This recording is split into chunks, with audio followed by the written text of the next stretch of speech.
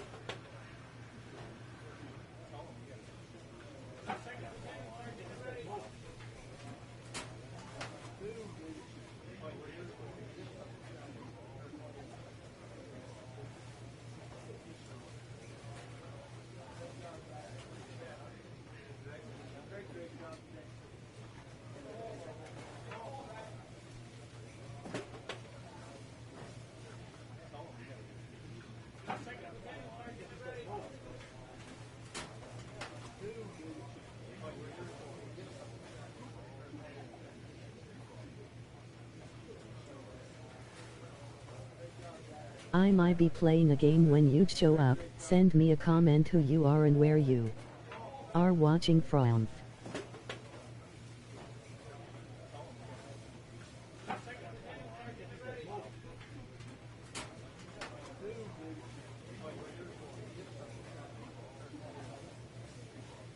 Where are watching from as well.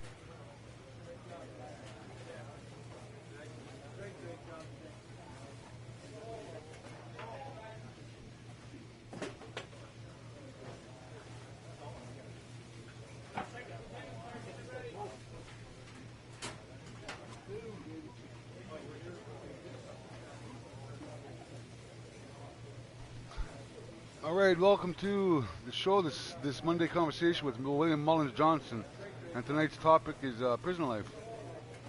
So anybody that has experience with the prisons, working there even, because this is a discussion.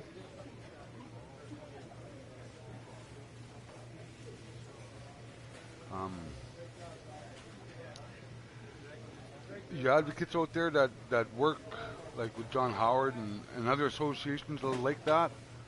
Let me know who you're representing, even like, you know, who you are. So this is a show on prisons. Wherever you come from with concerns about the justice system, that's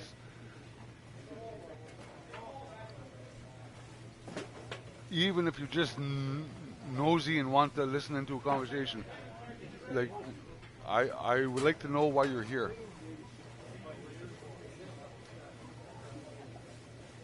I'm mainly sampling with this type of thing now because with a friend that I made over from Australia, she says she works with stuff about true crime stories, that kind of stuff.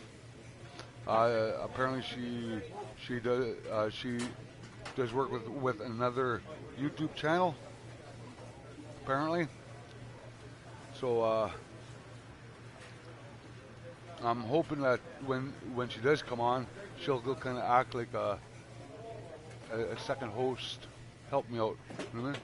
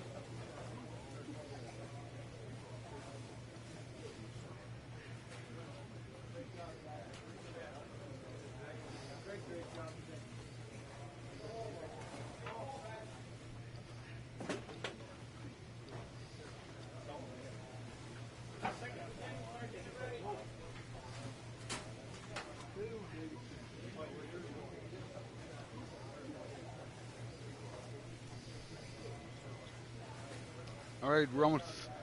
I'm gonna start playing there and see who comes on. I'm hoping when people come on.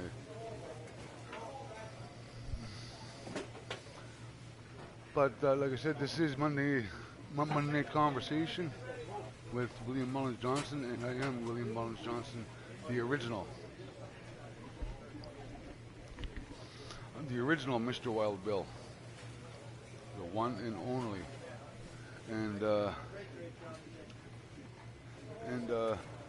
with the inspiration of somebody I met recently, I decided to try to do these broadcasts like this. And because this person that I met was from Australia, and she researches true crime stories and all that kind of stuff, and she happened. I'm assuming it was through YouTube, but it was she watched an episode of the Fifth Estate, a show here in Canada, and they did a show about me and my wrongful conviction, and that episode was called "The Death in the Family," and it fascinated her, and so she got a hold of me, and we've been chatting and hanging out here. I've been playing my game, and she's coming on the line and stuff. So, but yeah, so there it is. I am wrong. I was wrongly convicted back in '94. I did 12 years and 12 years of life sentence for a crime that never happened. I spent 10 years straight of that sentence, at Workworth Federal Penitentiary, and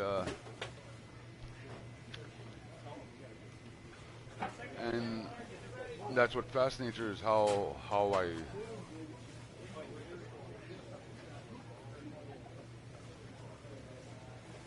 can like her response to hearing my story through that show is one thing, but to actually I've talked to her about a couple of things, because I've spoke to universities about it, law students, and all that kind of stuff. I spoke for 10 years to a wrongful conviction class at University of Ottawa, and those were some pretty good years, because during that 10 years I spoke to the Canadian Department of Justice twice, once in 2013 and once in 2018. But 2018 was had whole six in, well, the year 2018, it would have been my 25th year in prison if I was still in, and that would have been the year I would have went up for parole and got shot down. But now 2018 also marks that's the real crux about it. It is my 25th year that year, and what I'm still trying to make sense of is the fact that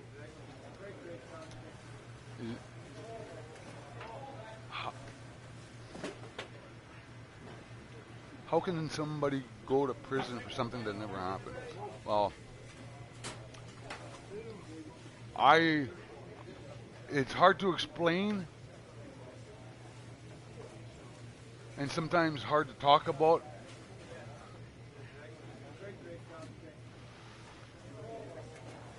And that's... Hey there, Bill. I'm Hello here. there. Just got your messages, so I'm here now. Oh, is that AJ? How are you? I'm good. So if anybody that clicks this link and listens to this, I was talking about this woman, AJ. That is your name, eh, AJ?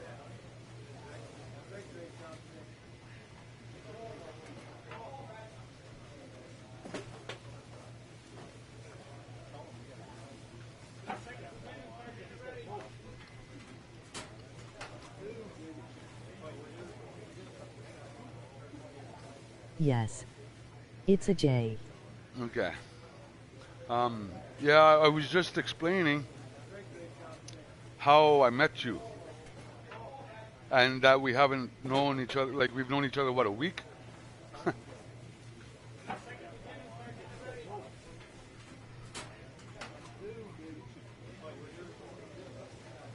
But I will turn things over to you just for a little while, because I'm going to explain what the people are viewing here, or what you're seeing, and then I'm going to start a game, and then I'm going to let you talk about stuff. Like, just introduce yourself. You don't have to get detailed or nothing, but just explain why you got a hold of me, and what's the fascination or the intrigue about my case,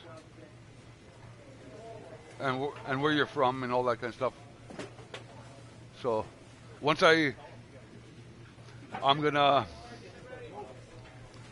explain what people are seeing, then I'm going to a game, and when the game starts, I'm gonna turn it all.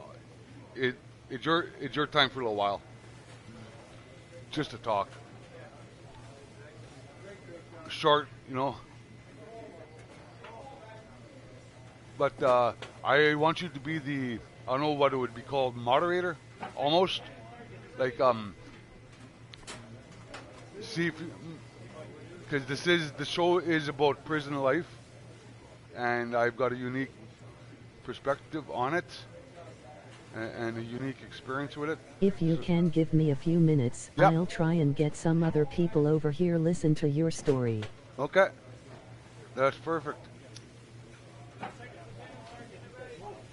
So in the meantime, I will explain here what your people are seeing. The backdrop that I'm using is I'm playing through my PlayStation. I got my laptop beside me, but the laptop's muted, so I could see. But if you text, if you write a message, print a message there, I will hear it through the text to speech device thing program in the PlayStation, because I got my headset on and stuff. So what you're seeing is the backdrop of MLB 19. I'm going to update this game a little bit, but this is the backdrop because this is the last baseball game I've played myself, and I found it to be pretty good. And because now because I play this the way I play NHL hockey series EA Sports, if you watch my channel, and that's going to be used as a backdrop for these programs as well. So I'm playing MLB 19. This mode is called Road to the Show. Career mode. It's an offline career mode where, just like the NHL series, I make a player, start him at like 18 years old, and bring him up through a rudimentary simulation of a baseball career, decisions made and everything, and socialization with teammates, and like it's interesting. And then when you see yourself going into a slump, like you'll see it is really cool. So what you're seeing here is this is my player. Let's see, Stephen Lloyd. Stephen Lloyd. He's let's see if we can find the statistics here.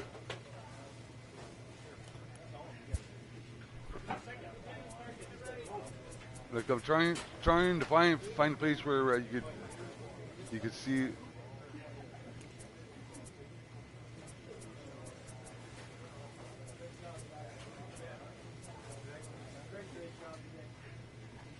There he is, Stephen Lloyd.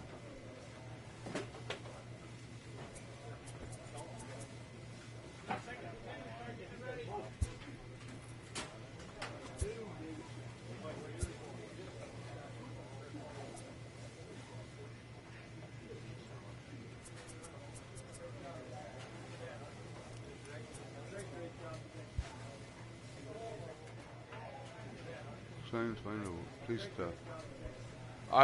Because of my new friend here I made, this guy's name's Stephen Lloyd, and I put his where he's from Australia. I made him taller than I expected. He's 6'8", 215 pounds, center fielder, and I got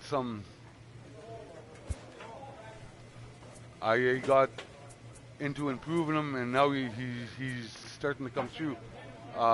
Just like the NHL series, the only way to get better at your skills is to actually do it and practice it if you can. So baseball here has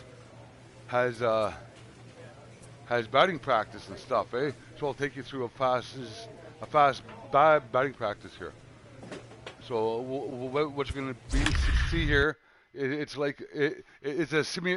it's a simulated game within a game simulation. It's weird. Hello. I got somebody here. Hello. Hang on, come on in.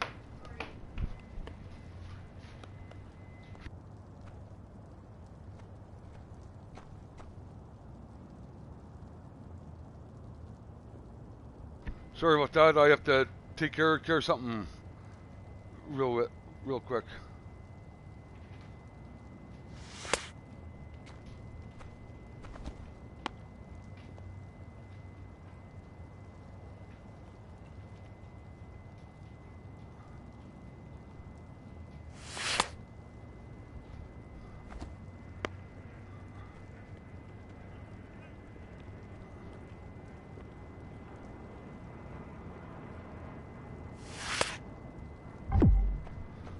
Well, here's his money, and there's your 20. Yeah, yeah.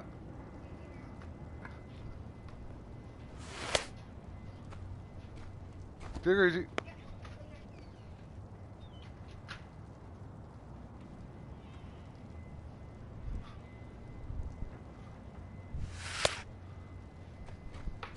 Okay, we might have to That's start. okay, Bill. What's Take that? your time.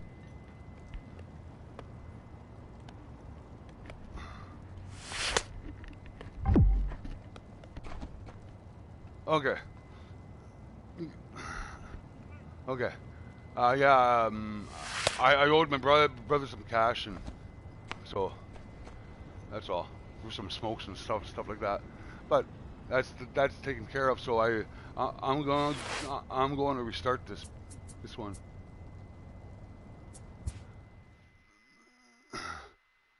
Because my friend AJ here, she doesn't know nothing about really North American sports like hockey and baseball that much. So I'm trying to educate her a little bit with this game, and she's finding out some stuff. I'm just in a Discord group letting people live now. Yeah. I'm just about to post it. Yeah. I'm doing a batting practice right now. So I'm not playing an actual game yet.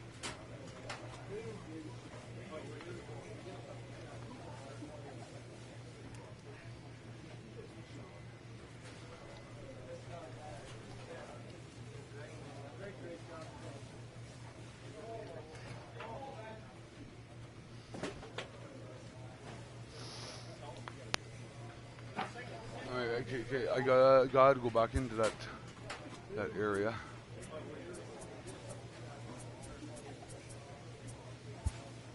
Going into batting practice.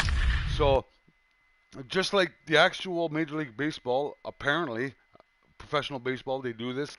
They run simulated games to practices, and the work that must go on with a professional sports team is pretty wild. The organization of it, the organizing of it, the dealing with different personalities. It's really fascinating when you watch it on TV. Watch the actual professional sport, and I've watched a lot of baseball in my day. Hey there to everyone watching. Oh, yeah, and so, some people are starting to sign on there. Looks like, eh? Right on. Hi. So, I'm just going to run through this batting practice. I will hear what you type. So I'm going to stay silent and just let anybody comment of what they want to comment on. Introduce yourself, where you're from, just that kind of stuff. Your interest about the justice system or the prison system in particular, but justice issues. Please go ahead and introduce yourself to Bill, as the bot will read your messages.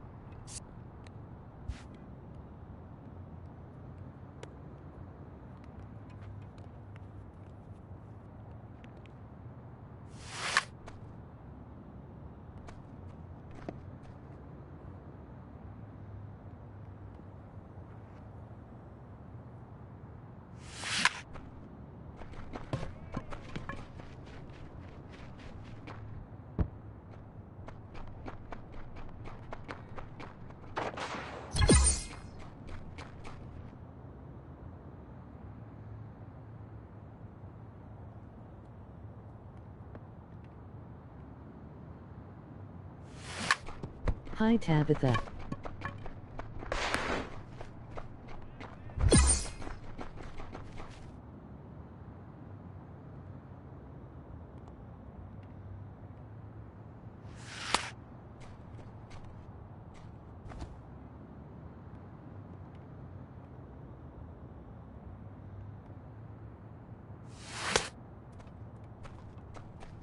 Big swing there. Hi Bill, I'm Tabby from Cleveland, Ohio. Only have a few minutes, but figured I'd come say hi. Cool, thank you so much. Tabitha, I'm from Sault Ste. Marie, Ontario. That's where I'm from. And Hey there, Tabitha Maddox. Chris G, thanks so much for coming on over.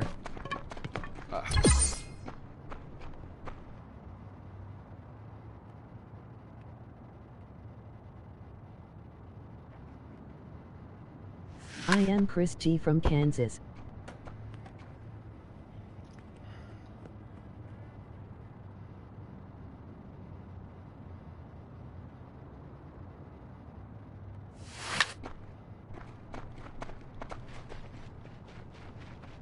Home run, home run. No, he caught it. The bugger caught it.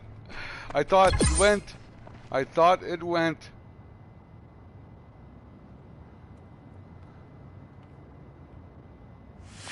Oh, too fast.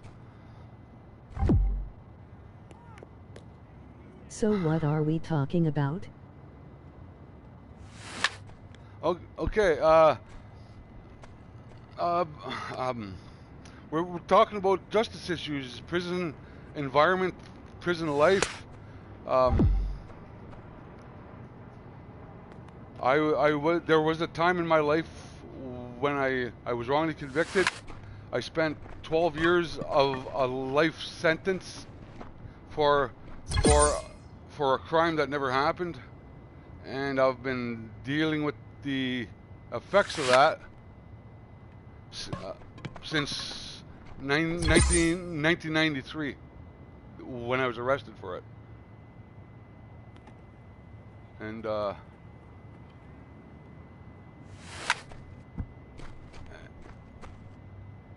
I just figure it might be time now for people to start talking about things other people say we shouldn't be. It's terrible. Discussing. I can't believe that happened to you.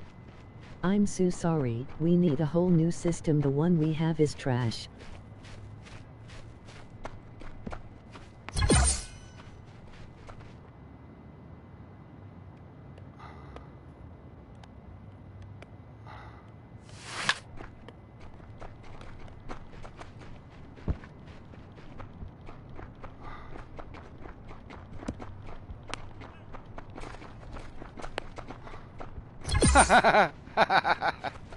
I just wanted to see if I had enough speed. Did you go to trial?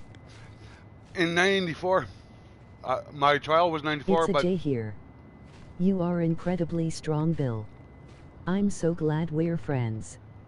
Talking to you for the past few weeks has been wonderful. So, let's see here. Let's do something else here. Control. Watch this. Why it's this one here, man. It makes you hit the ball in a certain zone. The most points is in the zone, but if I get a hit, I still get points. Watch. This is cool.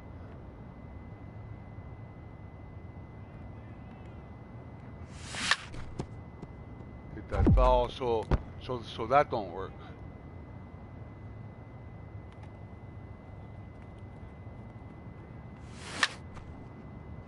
See? Boom.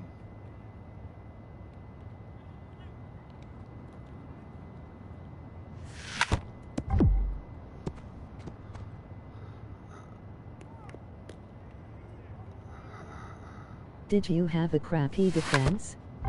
Were you framed? Or just the system in a whole failed? It's the way the system's built. It's not. It's really nothing about failures as it is about available resources.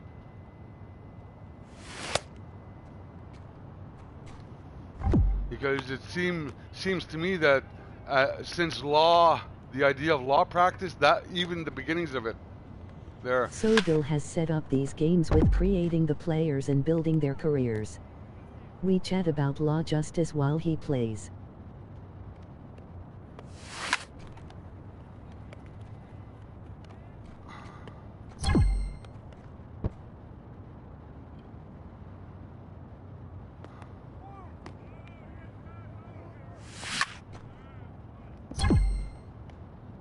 True, if you're not extremely wealthy you won't get far. Yeah. Because seriously, if the defense side of the scale... Tabitha Maddox, I can send you a link in Discord to Bill's story if you'd like. Actually, what's your Discord name? Actually, I put a link in the description. It just says YouTube, but it's the episode of the Fifth Estate called "A Death in the Family." That was originally aired in 2009. I'm not to be. Okay, let's see here now. Okay, what you're seeing here is me doing an offline career mode. I named this guy Stephen Lloyd from Australia. I made him taller than I wanted to. This guy is 6'8", 215 center fielder. And I can't remember who drafted. Oh, I more or less requested to be drafted by the Toronto Blue Jays, and they did draft me. So I'm playing AA ball. So let's get to the... This prospect has become the object of a notable sports management company's attention.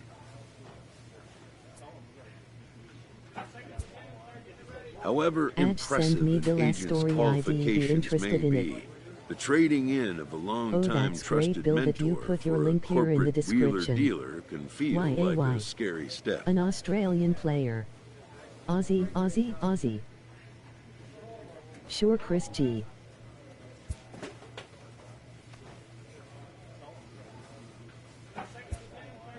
But a fledgling must leave the nest, for a big world awaits. I just took on an agent, an actual agent. Up to this point in this character's career, his high school coach was his agent.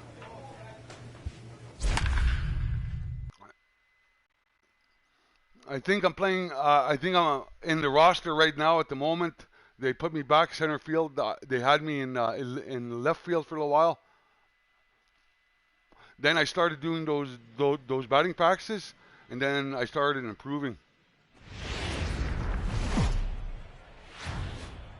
The game's future stars are on display as minor league baseball comes your way on the show. Tonight, Game 2 of this 3-game weekend series between the New Hampshire Fisher Cats and the Altoona Curve. It's baseball on the show, and it's coming up next. These games have gotten really... Baldwin, the southpaw out of the presentation Golden State, is really cool. Like, here. What do you have for us on him, This Danny? is almost no Here's different a than watching a professional game on TV. Deceiving. He has a whip in the 1.3 and oddly enough, why I do this, because this is what I did when I was in. That's how I did my time instead of my time doing me. Was these games. This guy's like this. I played computer games a lot. Sports games. What was the first thing you did when you released? The very first thing, I went and had a steak at a fancy restaurant in Toronto for lunch. Had a beer. Set to get his evening at Didn't the get plate drunk, started. just had Steve a beer, batting just a notch below 300 so far on the season. Okay, here's some challenges. Advanced runner with the ball over the middle, over the infield, advanced runner. That's awesome. I'm going right over their head here. Where's the hole? Oh, here's the first pitch to him. And he just misses inside with the fastball there. Fellas are home 9 as they begin play here this evening. They come in off another victory last time out, and now they're winners of 8 of their last 9 ball games. Yeah, Matty. Dan, this team is playing well. They're getting closer in the division race. I guess my question to you, I want to ask you, did you find that you started to really pitch better as the summer months started to get hotter? No doubt about it. Not only does his team start feeling better, but I think you get a good vibe starting. Oh, I shouldn't have swung at that. You realize that the schedule I saw is starting to wasn't wind there. itself down. Every game is more important. The bigger the game, hopefully the better you play. And this team's been playing some really good baseball lately. The 1-1. Waves and misses for strike number 2. The big wave, the big wave. California-born ball player. He offers up a two-seamer, a slider, and a curveball. Chaim, the runner at first with 2 gone.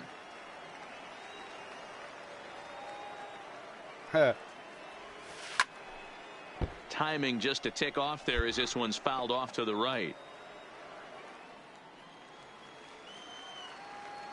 I got something in mind here. I'm sticking with.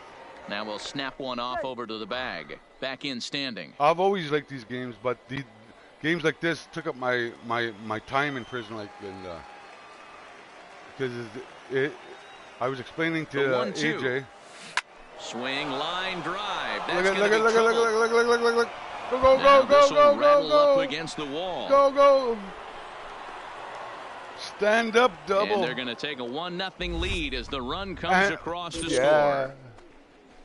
Well, with 2 away, the man on first, he was moving on contact, and he got a great jump and comes all the way around the score on that double. Always nice to snag the early lead, and they've done it here. The only one that stuck by my side was my mother. Is put in play to the right side of the infield. And the off-balance throw gets him as he takes away a hit, and the side is retired. So now we simulate to my next play. I'm in the field now. Digging in, Henry Mora, as he'll get his first opportunity in this one. I'm still trying to make sense about how now swing, and he gets him to pop it up. Chaim will put this one away, and the side is retired. Nothing doing here this half. In a way, she went through a worse hell than I did. The Fisher Cats are out in front. So did my brother, because I was accused of killing my niece. Yeah, so the rift between my brother it tore us apart. It ended our relationship. And when all said and told, when it got challenged properly, he'll try to follow up the double in his last at-bat with another big hit right here. Well, he got a good pitch to hit last time up. Looked for it up in the zone and didn't miss it. Those are the pitches you only get. Maybe once an AB, maybe once a game, maybe once a week. So he certainly capitalized on it. I'll run you through a fast chronological explanation of it. Ready to deliver. Here's the first pitch. I was arrested in June '93. For the current campaign, Sunday. Lloyd is a 300 hitter. I got convicted in September of 1994. His batting average right now certainly signifies that this guy is having a great year. I'm very interested to see how this guy finishes up. Behind 0-2 now. When I got to the federal penitentiary system, the prison looking to put him away. Here's the 0-2. Swinging a ball hit softly on the ground. I am glad that you stayed positive during your time in prison. Runner aboard at first here with 2 gone in a 1-1 ball game. Now we'll step off and fire to the bag. And he'll get back in standing. Had to become not necessarily something else, but I had to do certain things to ensure that the next 0-2. Hit out towards second. Fielded cleanly. Throw on to first gets him, and the side is retired. So no runs here on a base hit, no errors, and 1 man left aboard. I had no choice but to stand on my feet and stand with my head up, you know what I mean? So I had to develop certain attitudes and take on certain positions. But I also had the thing about doing time. There comes a moment, at least with me it did, and it came very early because the way I explained it to AJ, my consciousness woke up when I got to the federal system. It awakened, and I understood the world I was going into, that prison environment, and because I've got a prior conviction before this sentence, I understood the subculture of it, the unwritten codes, the codes of honor, and I understood what being in prison for what I was in for meant. So early on in my time, I had to admit to myself. You sound like an intelligent guy. Thank you. that's just since I've been out, I've been speaking to university classes, so I had to learn.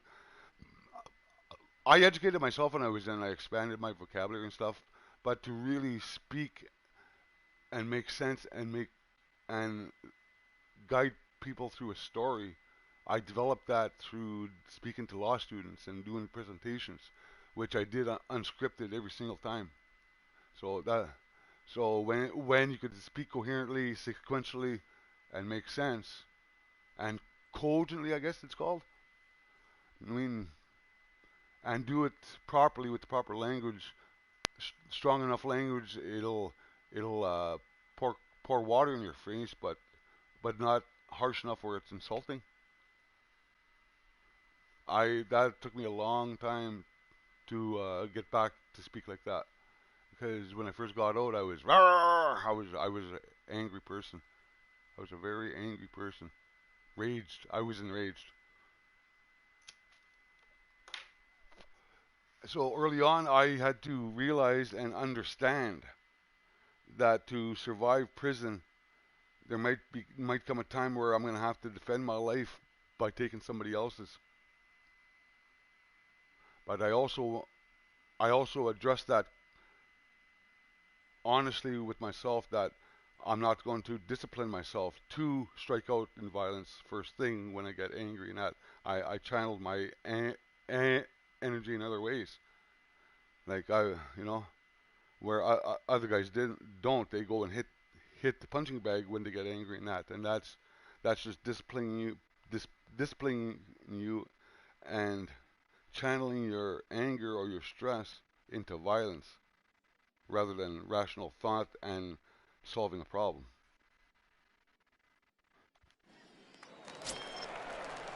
Next will be the designated hitter, Johnny Huggins. He flew out in his like last I could talk in terms and thoughts that to me, I don't know if lofted in the air out toward right center. Calling for it, Ubben, one down. Like still, because of my experience, there's very few people that I could relate to, and I doubt unless you've been there, you can relate to what I'm talking about. But I'm still making sense of it. It turned my life. It inverted my life. It turned me upside down, and I'm still in the process of getting right side up again.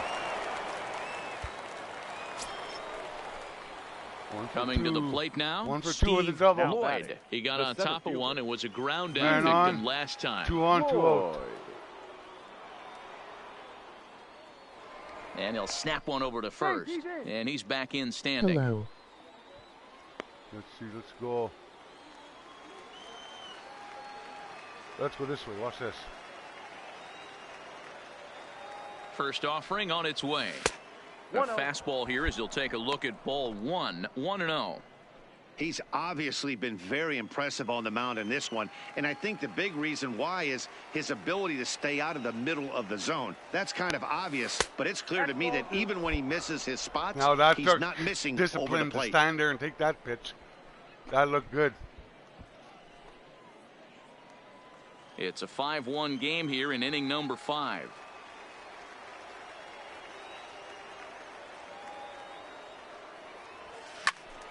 Two balls and a strike now. I'm sticking with that because I just want to see what happens when I hit the ball like this with this. Sent foul again, and after being way ahead, now it's even at 2-2. Raid, buddy. Put it in my wheelhouse. Come on. The 2-2. Praises him. A strikeout. I didn't swing all the way through. I checked my swing. So it's no runs on a hit, no errors, and 2 men left on. Struck me out. Last half of the 5th coming up. The Curve lead it 5-1. Yeah. So it's the intensity of it that I'm still trying to make sense with too, like it, and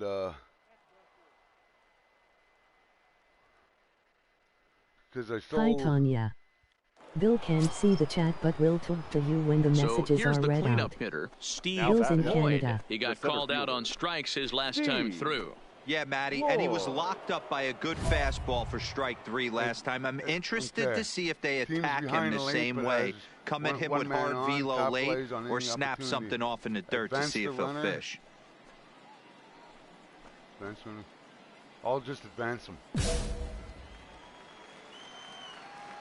Okay, let's see. First pitch of the at-bat. In there for strike 1, 0-1. 95-mile-an-hour fastball. Right down the heart of the plate, but obviously this guy had made up his mind on the on-deck circle. He was taken all away, and he was going to zone him up. And he lays off for ball 1. Sargent leads off first with a pair of outs in the inning. Hit on the ground out to short. Backhanded. Throw. Oh, he threw me out, bugger. I did advance him. I just not fast enough yet. Unable to cut into the deficit. We'll move on now to the bottom half of the 7th. Get up and stretch. 7th inning stretch. Solo home run.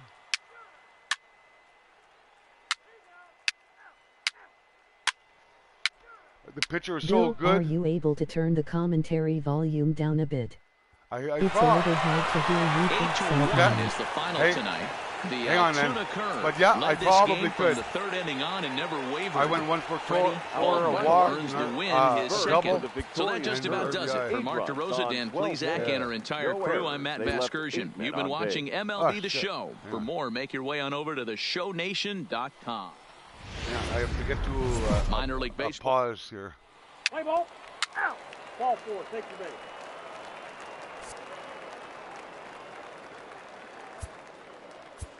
I don't know where the options are here.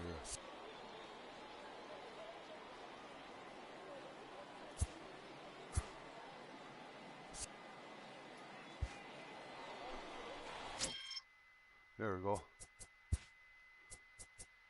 Batting 4th, the center fielder, Steve Lloyd. Hey, this is Mark DeRosa. Welcome to the show. What's up? This is Mark DeRosa.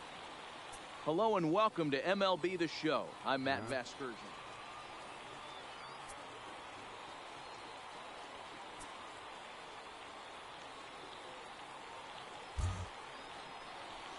Don't need music because those are copyright issues on YouTube. I forgot about that.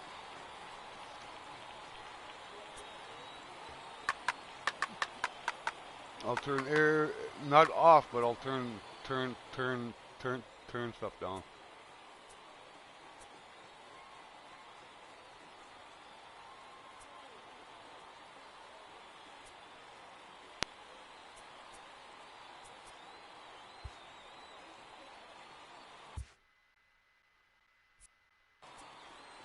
How's that? Better? And if not, I could adjust it still. First pitch on its way. In there, strike 1. Guys, you take a look at the home 9 as they enter play here this afternoon. They come in riding a 5-game winning streak, and they've really got things clicking. So how are the Canadian prisons different from the States? Right now, they're playing dangerous baseball. You can tell the look in their eye. They feel good about where they're at. They've won a few games in a row, and they look to. Yeah, they are. Have to leave it there. Yeah, they are. Here to end the inning. So they pick up no runs, no still violent. Hits, no errors, so there's a similarity. And a runner left on. So it's on to the bottom of inning number 1. That's a similarity no score. between two. They're very violent, and can be very violent at the drop of a hat, no matter what prison it is.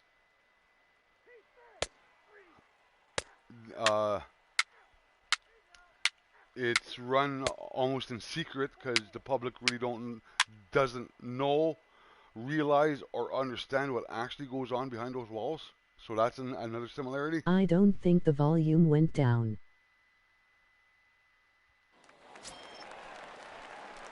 Digging in to try it again. Now batting, the center fielder. He flew out in his last at-bat.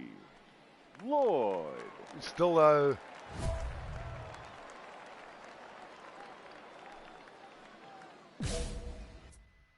still too loud.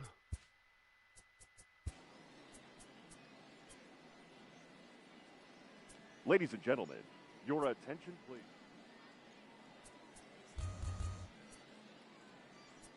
Fans, it's time to upgrade someone from the team.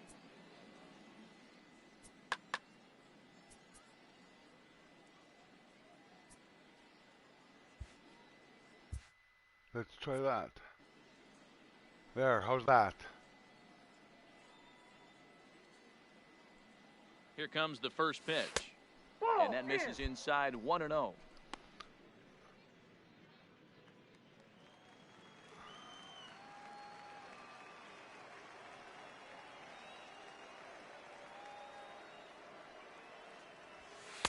Lays off a fastball that doesn't miss by much, and it's 2-0. Not the ideal spot to be right here. 2-0 count on a real good hitter. Boy, you're going to have to make some really good pitches now. Hit on the ground out to short. And that finds its way through for a base hit. Now that's a fine piece of hitting. Heck of a job by the batter right there. You would have thought he bought himself a fastball, but gets an off-speed pitch, doesn't try to do too much, and drives it for a base hit. The real difference is between that, the way I understand That'll it, bring up Billy between McKinney. He was a strikeout the United in States his first try. prison population, prison sizes, and second. ours Lloyd is with the no actual outs. number of prisoners in there. I don't have the stats in front of me. And a fastball misses there. But ball I ended up spending 10 years at a place called Workworth Federal Penitentiary in Ontario, in the province of Ontario. We'll see how he fares here. And I was always told in those 10 years that Workworth had the biggest population, prisoner population in the country, and it was considered overcrowded at about 750. Pulls this one in the air out to left.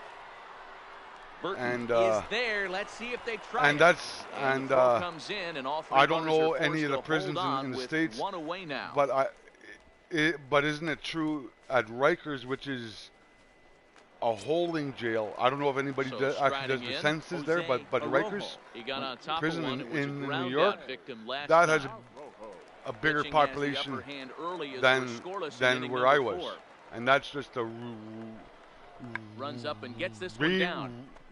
Low roller, remand center, the way I understand it. Right, remand center, the way I understand it, where they hold you for trial and district jail. Wow.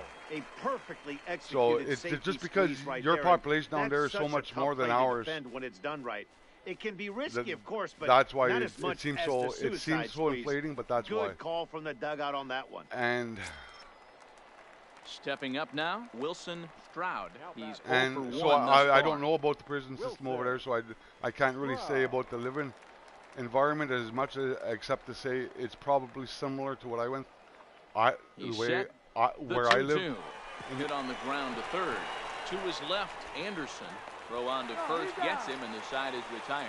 So it's like, 1 run on 2 hits. Get up, no have your errors, breakfast in the and morning. 2 men left stranded. Go do on your now institutional to job half or stay in of your inning cell. 4. Occupy your Fisher time Cats somehow. 1-0. Go back to your cell, go to lunch, go back to your cell, go to your institutional job in the afternoon. Come back to your cell for supper, have evening rec time, and then lock up time. Like, it's coming to the plate now. It's Johnny routine. Huggins. He singled Daily his last routine. time up. Just it mirrors living on the street.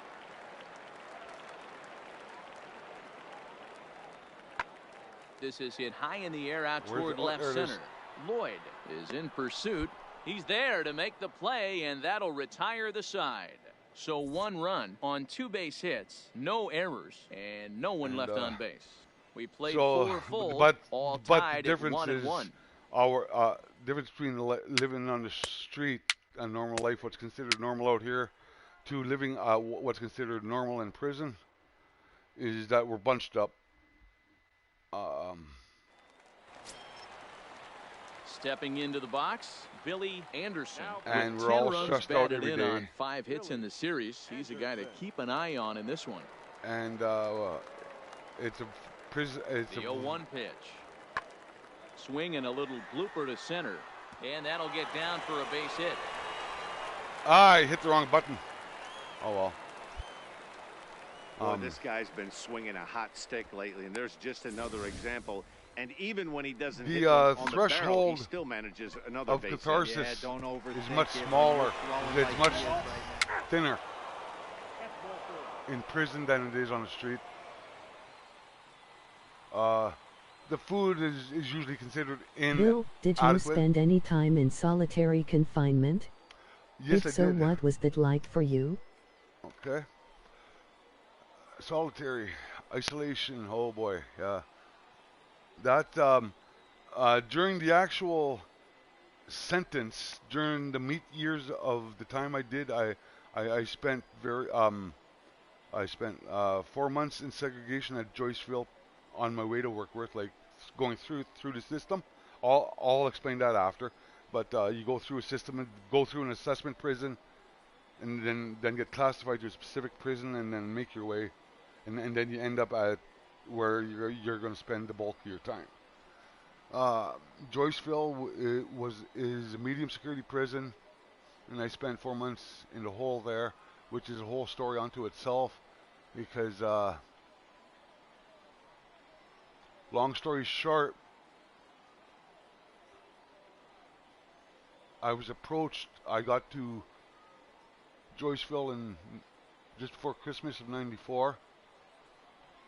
Right, sometime like shortly. I can't remember if it was a month, 2 weeks, 6 weeks, whatever. But it was a short time after New Year's of '95 when I was approached by two guys telling me to leave Joyceville.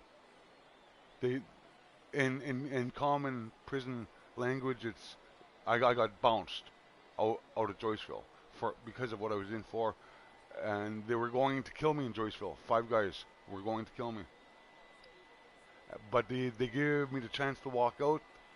So I checked into the hole again. I'll explain again, and I spent 4 months in the hole at Joyceville before I got sent to Workworth, and I got to Workworth in July of '95. So isolation, there's 4 months. I cannot remember exactly either, but I got arrested on June 26th, June 27th, we'll get us started here 1993. It was a Sunday evening. Yeah, not much to get excited about with just the single about 12 hours after we found on my niece's body. Where it's deserved. The pitching on the so other it was side that fast, has been and it was a really Sunday. Impressive. And it took them a day and a half to get me to the. Oh, look at this! Look at this! Look at this! First pitch of the at bat on its way, fouled off. And look at this. Okay, 1 on, nobody out. Okay, I got arrested. I got interrogated at the Sioux jail. Leadoff man aboard for about here 12 in a hours. 1-1 ball game. So from about 6:30 at night, Sunday night, till tough to do much with that one. A swing and a miss. Monday morning, about 6 a.m. They stopped interrogating. I went through 4 sessions of interrogation where I was in complete hysterics. Working for the punch out and the you got me. Swing. You got me. On the fastball, and that's Bugger, you got me. Oh well. Boy, there's nothing better from a pitcher standpoint to watch. Then they got me up to the fastball, a high piece of cheese, district jail, commonly known at the time the Sioux jail. It's closed now. Tough to put in play. But I spent from June for about 6 months straight in one form of isolation or another, in direct segregation, right in the whole hole. I spent about and then there was the top floor where they brought me up to break that tension, give me a chance to have access to watch a TV and have a shower on a daily basis, as opposed to every second or third day being in the hole. And again, I was in complete hysterics for, I would estimate, about 3 months. So, but that sense of hysteria and that dread and that panic is still with me. And then when I got to Workworth, there was, I spent and this is over a 10-year period at Workworth. I spent about 3 days in the hole. The day of your arrest and interrogation must be burned in your memory, Bill. You have no I'm idea. so sorry you went through all that. Yeah, so the isolation of it. He looked to bounce back after striking out his last time up. Yeah, and he didn't put up much of a fight either, Matty. When you're in isolation like that abruptly and that intensely, I don't care if you're staring at him or swinging at him. It's not so hard to get out of that feeling and out of that conditioning, that programming. Because believe me, I had to go into my head to survive that prison, to survive that 12 years. I had to go into myself. Looking to keep this a one-run game, the pitch. Off the plate, ball one. And he lays off there, 1-0. This game is getting interesting real quick. And the last thing you want to do on the mound is fall behind. Needs to get back in the strike zone right here. Is there anyone that you served time with that you feared? 1-0, here it is. Slapped hard the opposite way. And that will get down as he delivers a big one here. It's a base hit. And he's going to score with ease as the throw will be too late. So I can't emphasize enough how huge that at bat was. I was afraid of everybody. By one, but those everybody, even if the person was 4'11", 78 pounds soaking wet, I was scared of them. That's how much of a marked man I was because of what I was accused of. 1 for 2 with a walk. That is off of first that unfulfilled, that death threat that was over my head all those years. It was lifted the other way out to left. Burton is after it. He gets there to make the play, and that ends the inning. So it's 2 runs on 2 hits, no errors, and a runner left. I understand what I was accused of. I was accused of first-degree murder in the process of sexual assault, first-degree aggravated sexual assault upon my niece, my brother's second child. She was 4 years old at the time. I was living with them.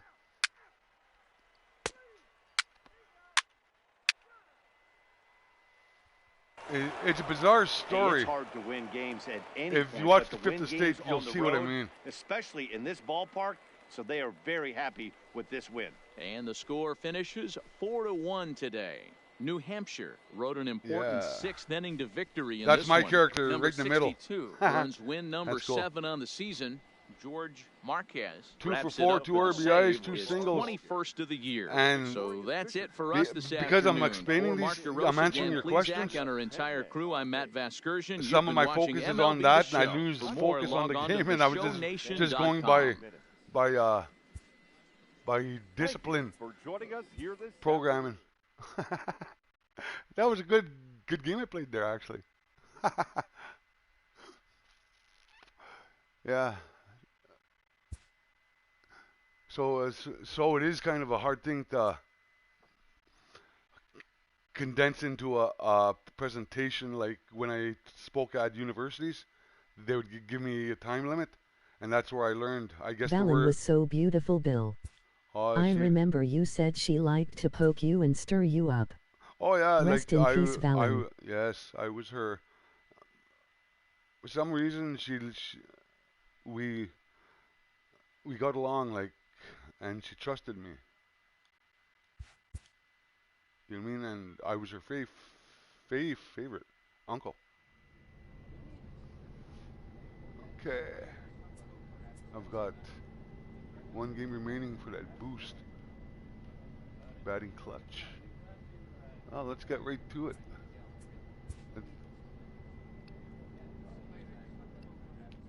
We appreciate you being so open, transparent, Bill. Well, I'm looking forward to your interview on Real Chill Grots. Yeah. Well, that's why I'm also doing, when I got this YouTube channel, it had no direction and still don't. But it's slowly coming. Because I'm educating myself on how to make videos, what I want to say, and learning time restraints, how to, you know what I mean, brevity, I guess it's called, how to get to the point, and it's a process, but still there's no real direction to my channel yet, and but the way I'm doing them, the way it's gone, it's gaining a You have some focus. great videos on your channel, and your songs are really good too. Thank you. egg bunting. It don't hurt to know how a manager checks in with his ball club.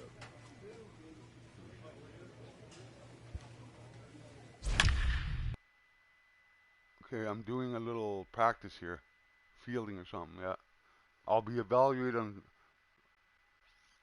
This is an evaluation, I guess. Difficulty field training.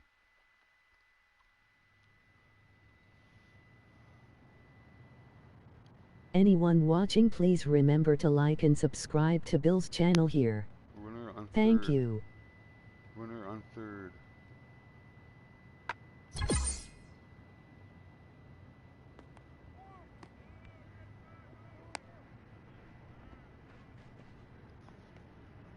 Oh, I love how they make these games these days because they are smoother. They are smooth.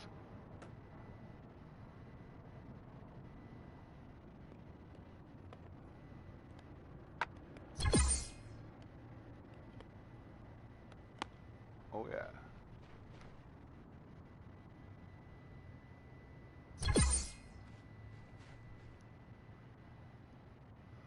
Runner on second.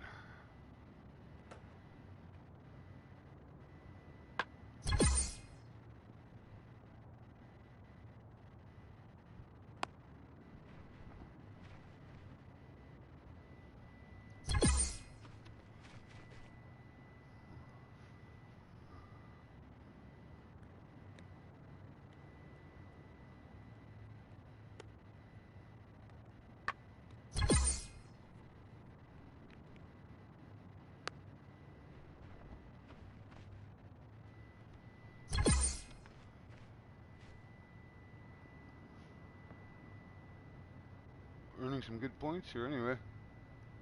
Bill, can you tell us about the food in prison? Was it as bad as the stories I've heard? I guess that varies from prison to prison, but yeah, not where I was, really. It declined as the years went by, but at oh.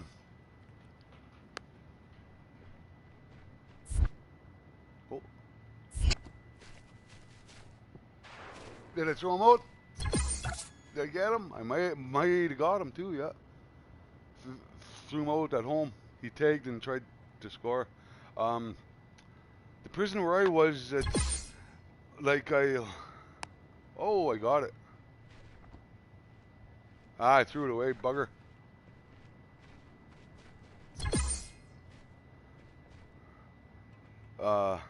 The prison where I was, as compared to the other prisons that I've been in my lifetime, that was for prison. That was pretty good food, actually.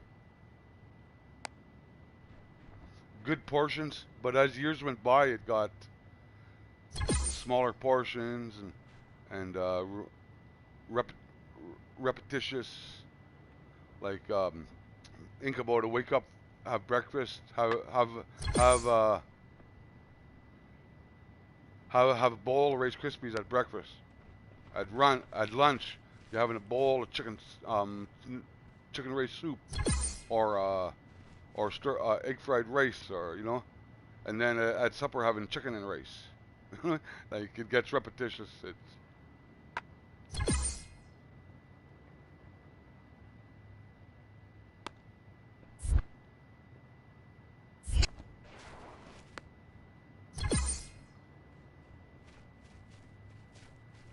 Good showing. Yeah, like there's so much I can talk about of my experience, eh? Well, like what I've explained to in other presentations is that I got active in the prison where I was with not the running of it, but some of the running of it. I'm Aboriginal, so I was part of the Native Brotherhood group, and over the 10 years I was there, I was their chairman 4 times. So I got intimately involved with the administration on putting together our events, scheduling our events, So I had to learn office administration. How old were you when you got to prison? When I got arrested, I was 22. When I got out, I was 35.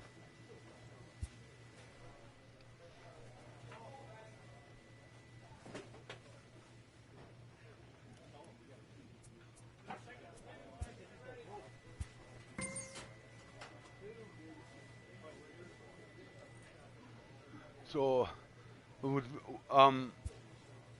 Mom was the only one from my home community that maintained connection. Can be exhilarating to a young player.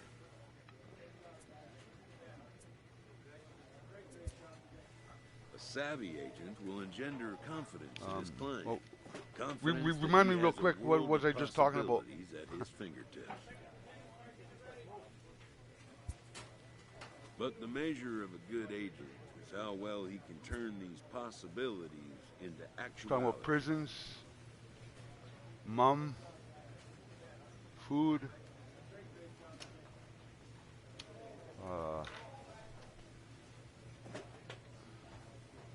even though Mom was the only support I had from my home community all those years, I did have other people supporting me in other ways.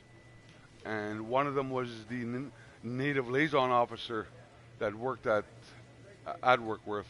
I became quite close with him to this day. We kind of lost contact with him recently, but he was one of my main guides and I followed his advice. He convinced me early on to treat my time like I was away at university. At school, I was away on studies, and so that's what I did. I started reading and I started getting involved. But that I wouldn't have been able to do that, honestly, if my consciousness didn't awaken. Welcome to MLB The Show in this presentation of minor league baseball. Tonight, the opener of a 3-game series. I battled that conditioning as the best I could by not accepting hey, this guy's had a real cultural solid things season up to about this it. point. ERA under 3.5. Anybody that did any time will understand that you can't completely games we see now in the game not of baseball. walk out of prison without having it affect you in a negative way. But because of my awakening state that I was in, that I didn't recognize it at the time, that's what it was. Looking back, it was. Because I looked at the prison for what it was, as opposed to other convicts who looked at prison. And that comes to culture, language. I worked with my elder. Away on studies is a good analogy. Did strangers write to you or contact while you were in prison? Oh, that's a whole. That could be an hour talk about that. Like where I was in Workworth, there were students coming in from Queen's University because they were part of the Native Studies course, and part of that program talked about prison. So they had a group of people during their school year come in every week to attend our meetings and socialize with us. As a matter of fact, the one that organized all that, she wrote her master's thesis out of Queens based on the environment of Workworth over the first, I think, 4 years I was there. She interviewed some of us, used pseudonym names for us, but used us, referenced us. I'm in her book. I got a copy of her thesis here somewhere. So yeah, we had support. I had other support in my life, other than Mom. Now and positive support too. Like, and as you take a look at the splits here, he's actually better against right-handed pitching this season. My elder, he taught me things that unless you went through something like those kinds of. Wow. So you got to spend time and meet some nice, caring people while you were in prison. Yes, I was fortunate. there is one thing I used to point out about work where to make you understand why it was different than what would consider a normal prison environment, because those horror prison stories you hear about, and he looks at a ball, 1-2. Those types of prisons exist in this country.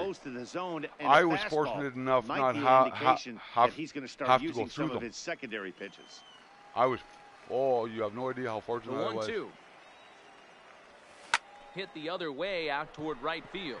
Cruz is there, and that's the second out of the inning. The way they are now, there's so much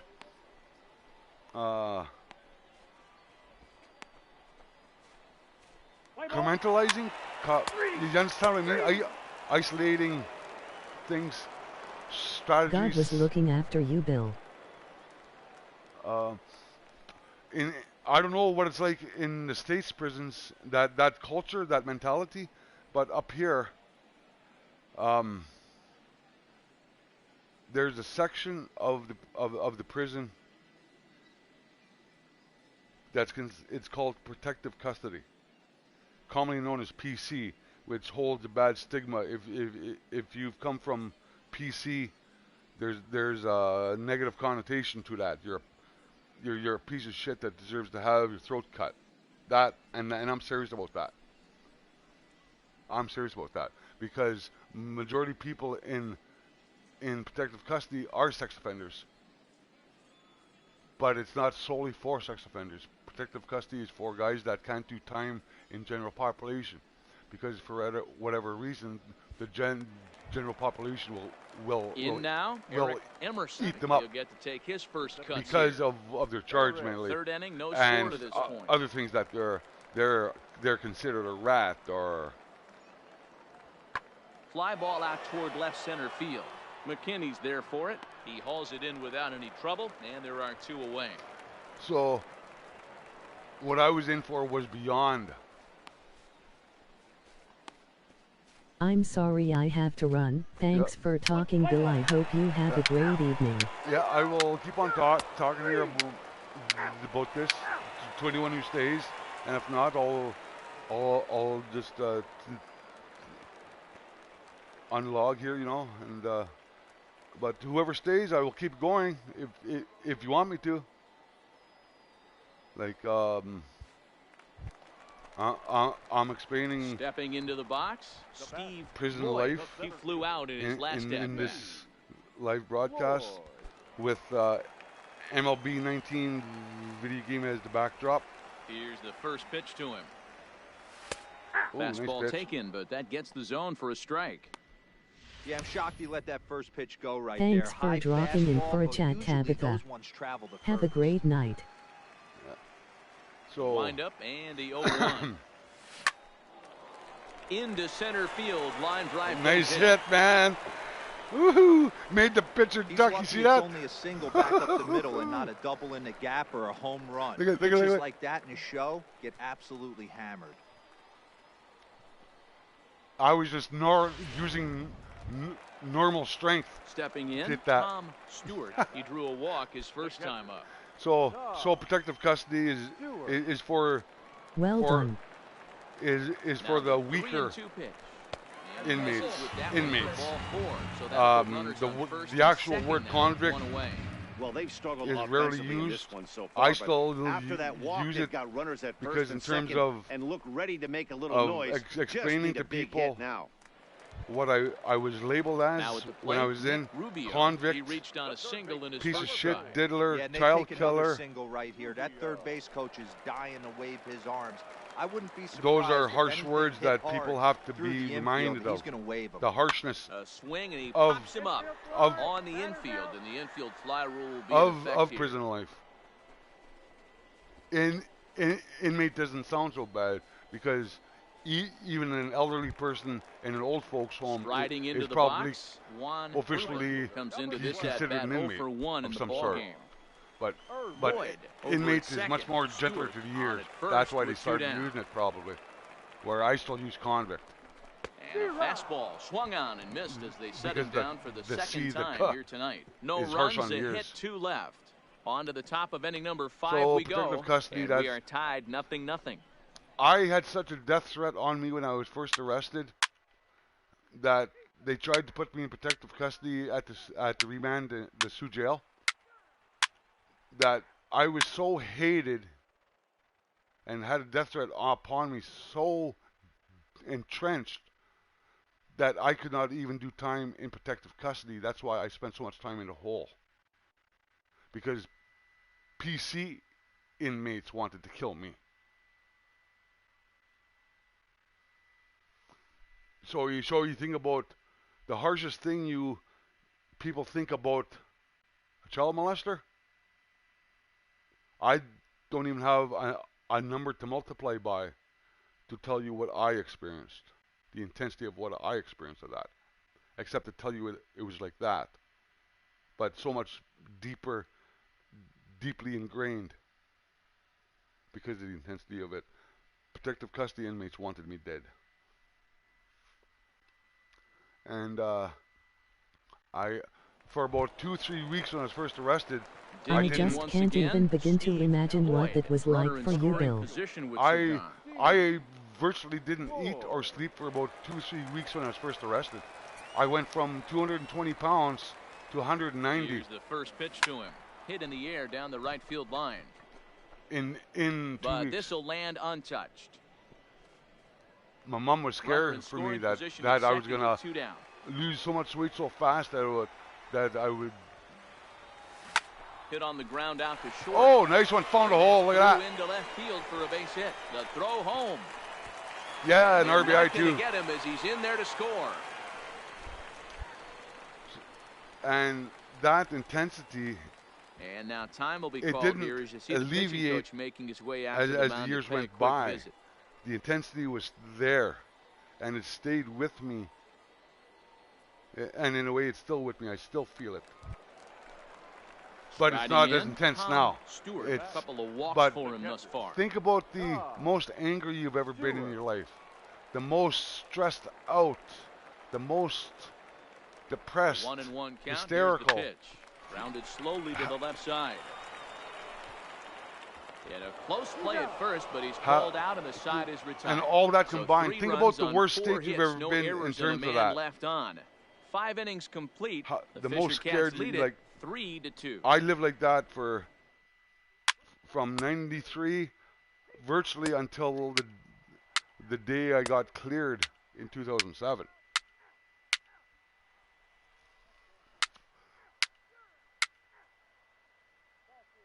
And if I didn't have some of the guidance in my life that I did, I wouldn't have been able to manage that at all.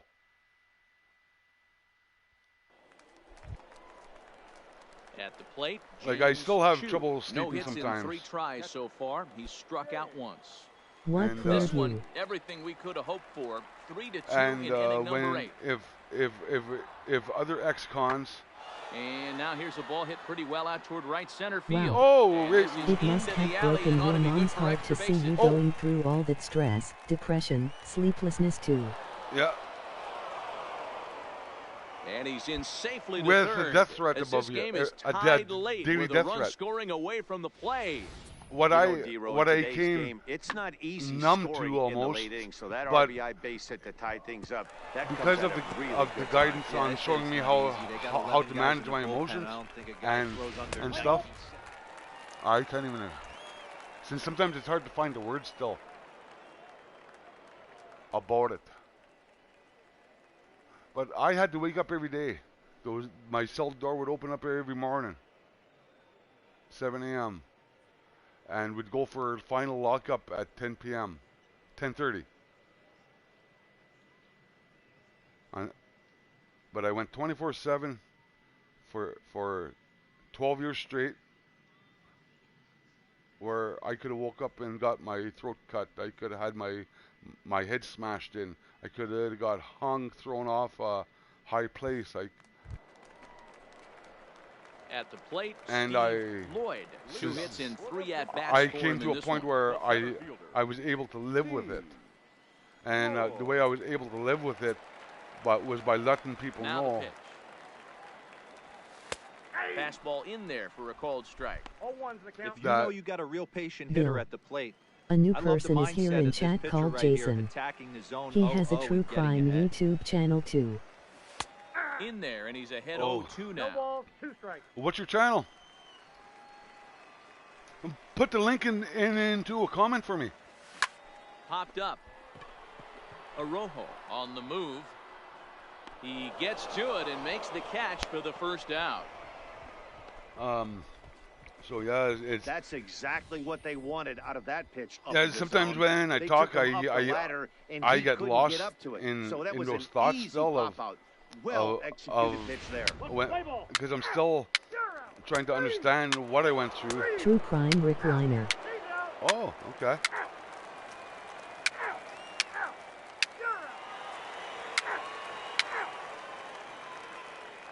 Okay, nobody on, 2 outs.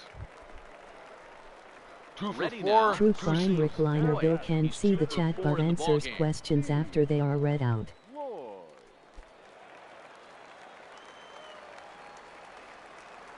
First pitch on its way. They'll try and entice him with a high fastball, but he wouldn't commit. It's ball 1. Gotcha. And he comes back with one in there for a high strike.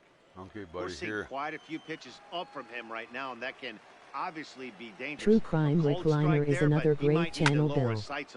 Hit in the air down the right field line. I'll check it out one these days for sure.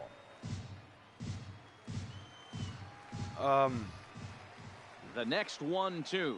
Through your neither guy willing to through give your in, work, and the at-bat through your continue. work on your channel, do you speak with inmates, ex-cons? The 1-2. Another one sent foul. He might get Bases me are as an empty out, here but with not 2 without a men out. battle, I'll tell you that. And Oh, he he strikes struck him him out to retire the side, so we'll play at Glad least you one survived more. and are So they okay go or down better without now. a whimper here. Well, and we'll have to cancel those dinner. I'm learning to live with it better again, simply because that actual environment is not my daily life no more. It's they had to put in a it's because of PTSD why it's still with me. A win is a win, and any win because is what good, a lot of people don't know about And this evening's contest comes to a about close. prisons. There are the final. Dominic Davis torture earns strategies the victory in that relief goes in on, this one, his 7th of the year. and there's number 52 the hammers one down the that save, haunts me his to this 21st day of the is similar year. to the So that's a wrap for us here tonight. Chinese water For my partners torture. in the booth, Mark DeRosa I and think Dan that's what it's called, Plesac, and our where they entire lay you crew. down, I'm put Matt your head in a vice, Vasgersian. You've been watching and MLB get The drop it Show. to water, And for drop more, on your click forehead. over to theshownation.com. for days on end, like where I was in the middle of the night when the guards would do their hourly walk, they'd have a flashlight, and Bill, how long did it take to get your innocent verdict? How many years for the process after Innocence Canada began your case? Well, they started officially looking into my case in 2000. Time of the ball game. And I got acquitted in 2007. Joining us here tonight. But when things started happening, it was a snowball effect that happened very quickly in 2005, from January 2005 until October 2007. They got me out on bail in September. They got me out 11 years to the day I was convicted. Minor League Baseball here on the show as we set our sights on the Double-A I was Eastern convicted League. September 21st, Today, 1994, and I got out on bail September 21st, 2005. And the New Hampshire Fisher Cats. But when it did happen, Lincoln Branham, the Nebraska native, that's an entire different set of stresses. What's your take on him, Dan? That's hard to listen, explain. you don't have to know much about statistics to know that this is a bad one. How because about this guy on the year as a starting dove pitcher? into it. Left-handers are hitting over 300 against this guy. He's going to have to change something. Not the way it was when I first got out, but from 2005 till 2007, I was national news. Next will be the cleanup hitter and parts of the states. And as you take a look at the splits here, Hong Kong, India, better against right-handed Australia heard about me. Like really, my story did go around the world. Here comes the first pitch. And he gets ahead here with the fastball, strike one. So that's why I had to adapt and learn That's mid how to to low 90s fastball into honey hole. I'm surprised. I had to learn how to speak, how to tell my story. And he falls behind 0-2. Yeah, but when I got out, I'm nothing like. Well, I am like, but the rage that was radiating off of me, a wind-up and pretty much is not there no more. A swing and a drive sent out toward the gap, but that'll hit off the wall in left center. And he is into second base with a leadoff double.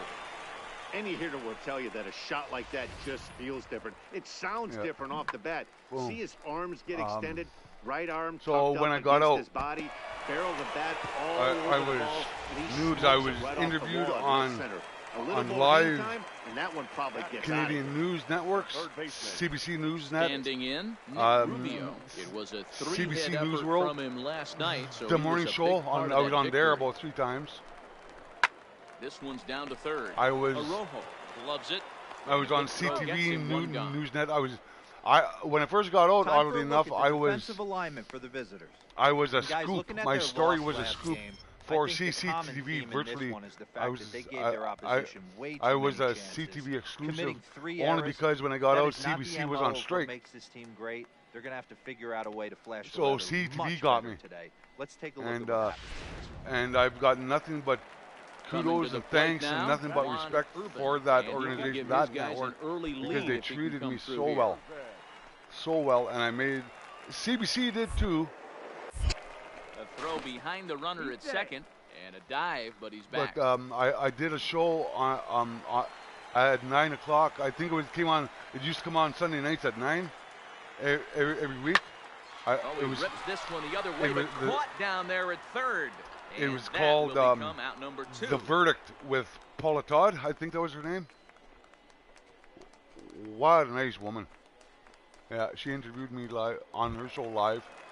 So that's why I don't mind talking about it, because my story is so out there. It's so out there. Lloyd at second with 2 down. But my life for those 2 years is put in play to the right side of the infield. Didn't hold stresses of the media and the effective prison and all that stuff. I had 3 months after I got out. I went through a back operation. And we are tied, nothing. I'm still healing from it now, and it'll never truly heal. I seen the info on you, Bill, regarding your case. I am glad you made it through the terrible ordeal. Thank you.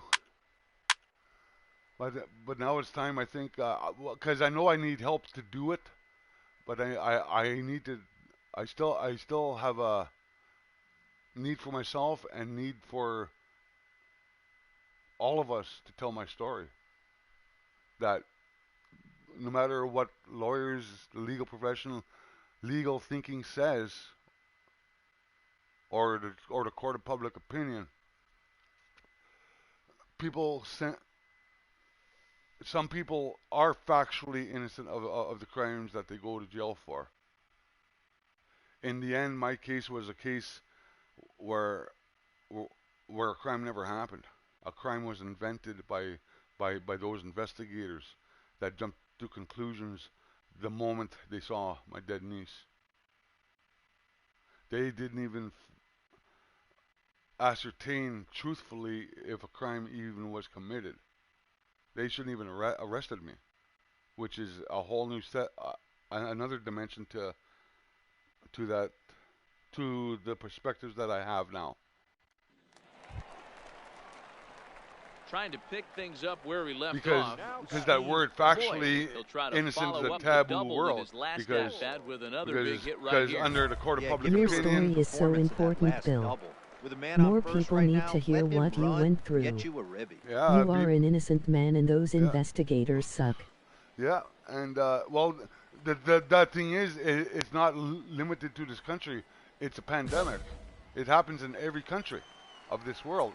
It happens in every community. He's ready. Here's the first offering. And this pitch is taken on the inner and what a lot of people, I'm shocked he let that what a lot of people go don't right there. High fastball, but usually they'll those agree. Ones travel the furthest. They'll agree behind closed doors, but in public they won't. That the collateral damage is more immense and expensive than anybody understands or realizes. And you're down 0-2. Like, this is where you got to take a deep breath and pot commit.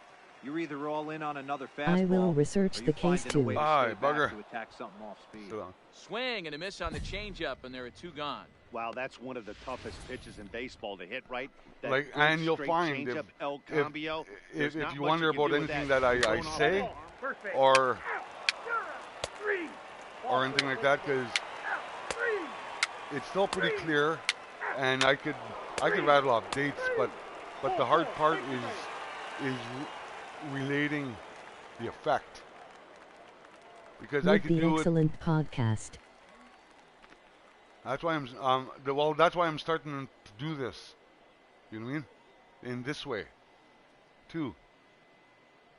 Because if I want people to hear my story, they'll probably have questions. So come and sit and discuss it and pose questions, and I will do my best to answer it. And if I can't answer it, I won't lie to you.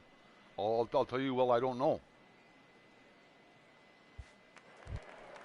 Because I don't know it all. So digging in now, Steve Lloyd. He'll look to bounce back. I don't know what the effect prison environment had to the guy in the cell beside me. You know what I mean? I sent you it through Gmail. True crime, Rick Liner. Don't be shocked if this pitcher tries to rush a heater right here. No balls and 1 strike.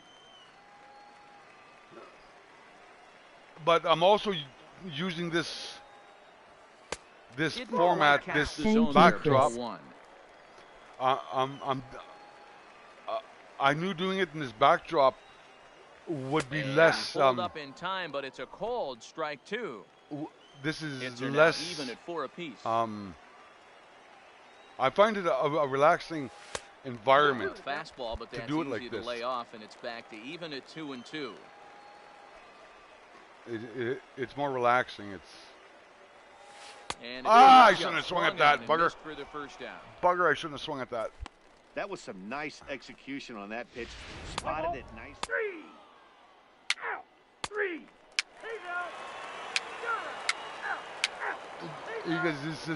Because sometimes, well, I find sometimes that like I watch other channels and stuff like this, but I don't want to sit behind a desk like an anchor person. I am watching the baseball game. Everybody likes sports, like, you know what I mean? What a lot of people won't admit to themselves when they actually watch one of my videos, it is actually entertaining. Lifted in the air to center. Lloyd patrolling center makes the play, 1 out. Pitching certainly has been on display in this one. Yeah, because I'm sitting here in casual clothes and 1-0 got my coffee here, got my cigarettes, my dog's sleeping here by my side. Let's play ball. It's a very quiet life I lead because I'm on the edge. He plays guitar and writes songs too. Jason True Crime Rick Liner. Oh. Dude, so really? That's here cool. And standing in. See, Steve even Lloyd, though and he does so representing the possible goal. I don't relate to people in terms of prison, okay, cool. but I See that? Did we have a similarity? From the stretch, here's the pitch. And that there's something common between us. As a hitter right here, you have to tell yourself, and that's a good thing. And that's what I always try to a nice endorse and support and let people know that we have difference, but we have more similarities, no matter where we're from, who we are, than we're conditioned to admit to.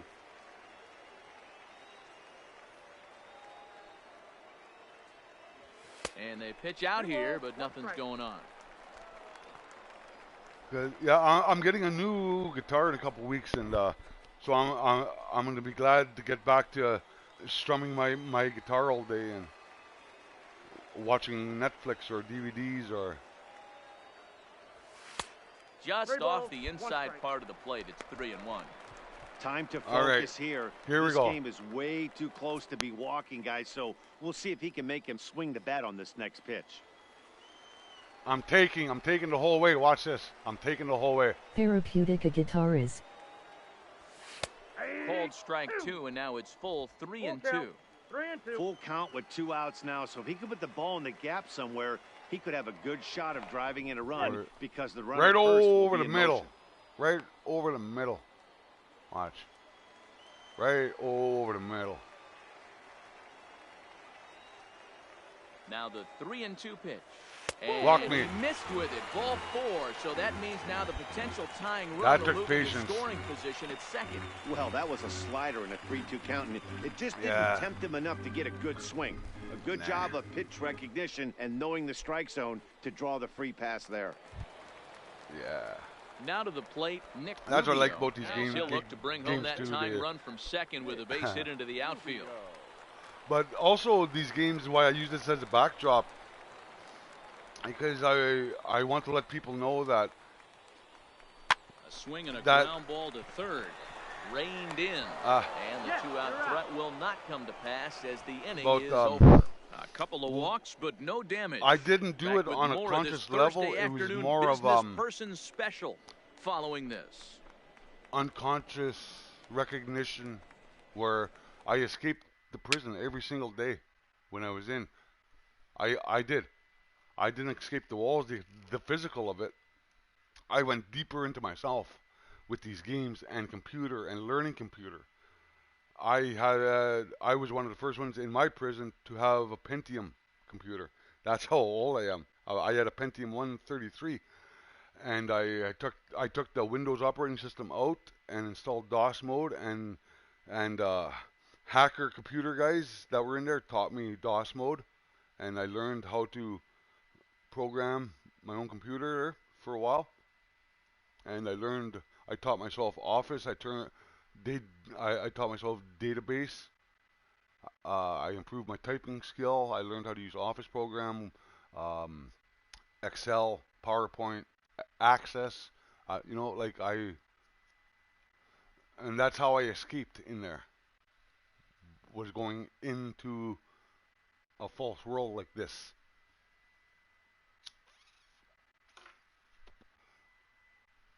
And I did that every day, and I did that through the institutional employment that I ended up maintaining when I was in there.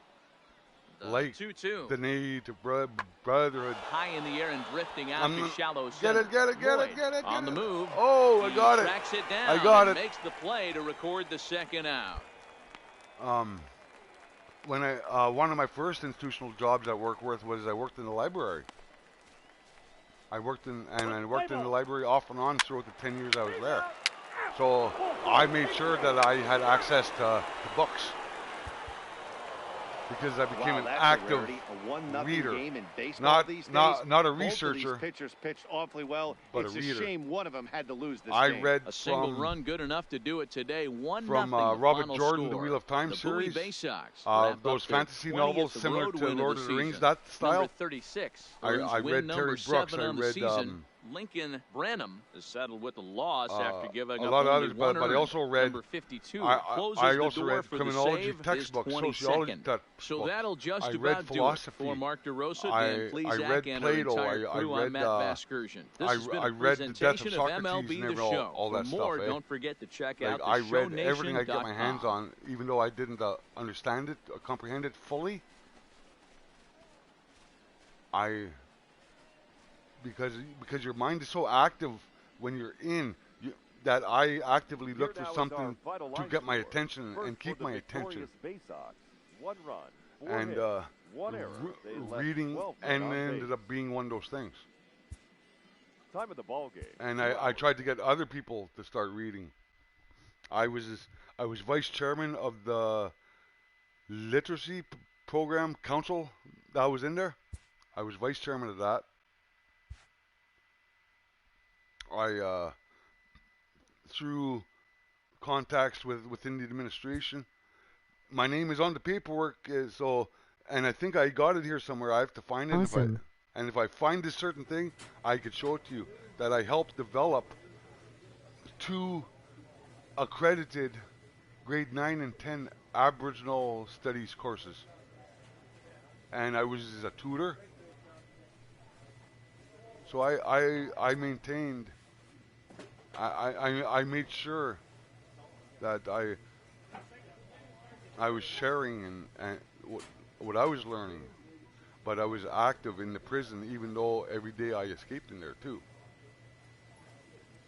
It was a weird balance, but that became my routine.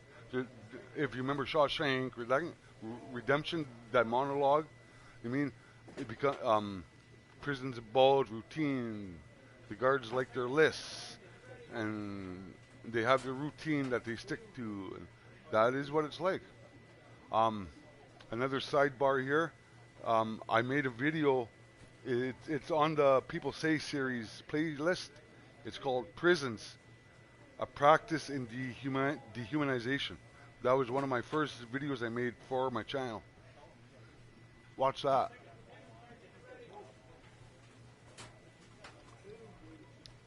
Because there are certain things that I was aware of, but it's only now I'm able to put words to what I'm aware of.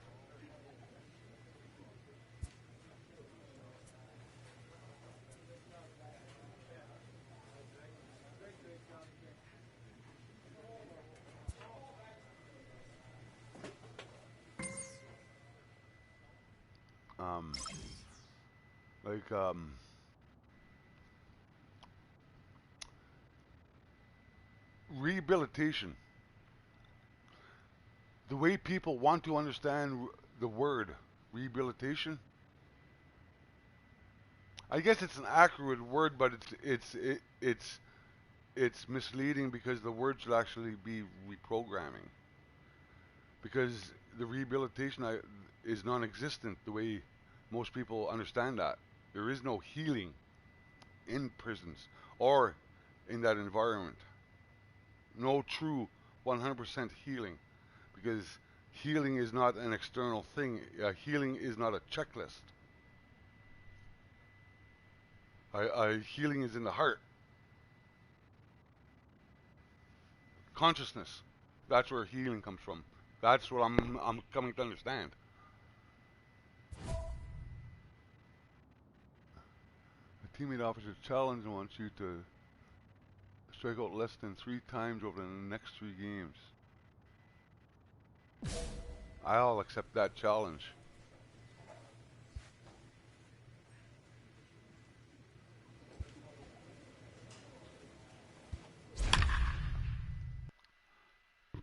So, like I said, it's about reprogramming. There are programs in prison, like to deal with addiction and stress and anger management. Like Thank you for sharing all this, Bill. Actually, you know what?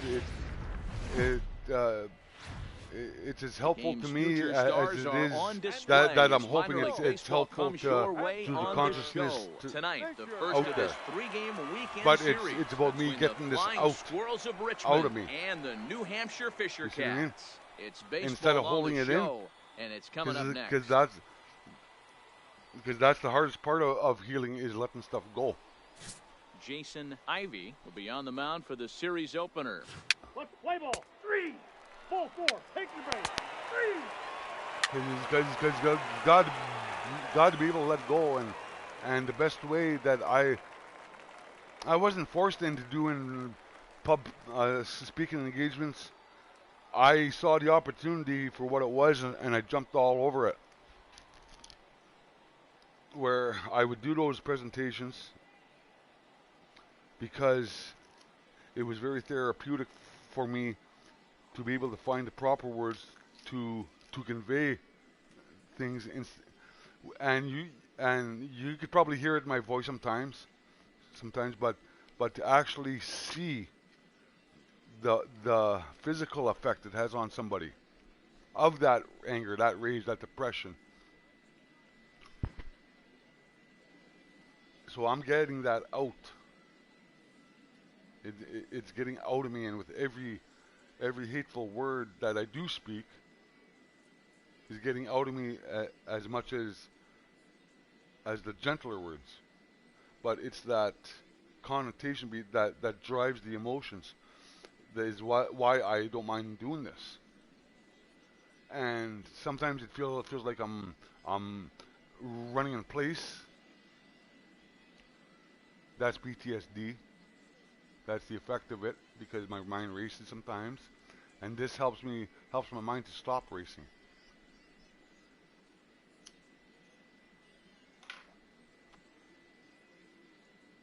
But I find I still stepping in, have to talk Steve about this. Lloyd, he'll get to take his first cuts here. Steve Lloyd. All right, 1 out, 1 on. First pitch on its way. Oh, nice fastball pitch. Taken, but that gets the zone for a strike. That was a fastball. Yeah, you should take a look at our visiting club as they enter play here this evening. They come in looking to make it 2 in a row as they were winners last time out. Yeah, Matty, we had eyeballs on yesterday's game. They were able to win that one. They're playing really focused right now. Oh, nice and if pitch. they execute like yesterday, I don't see any reason why they don't win today's game. Sargent, the runner at second with 1 away. I got to start protecting the the plate here now.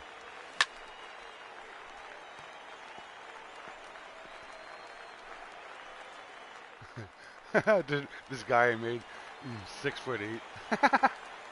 That's funny. The next 0-2. Squared that one up just a little late.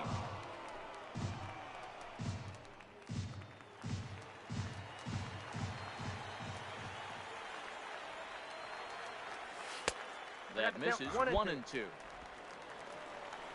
Maybe getting a little jumpy in the box, so he steps out and asks for time. I had to scratch my foot there real quick. Seriously, I did. The 1-2. Hit sharply, but foul down the right side. I'm protecting the plate. I didn't even take note of his pitch count. But to 2 balls and 2 strikes now. Look at that, to what they worked him to. And he had 2 fast strikes on me.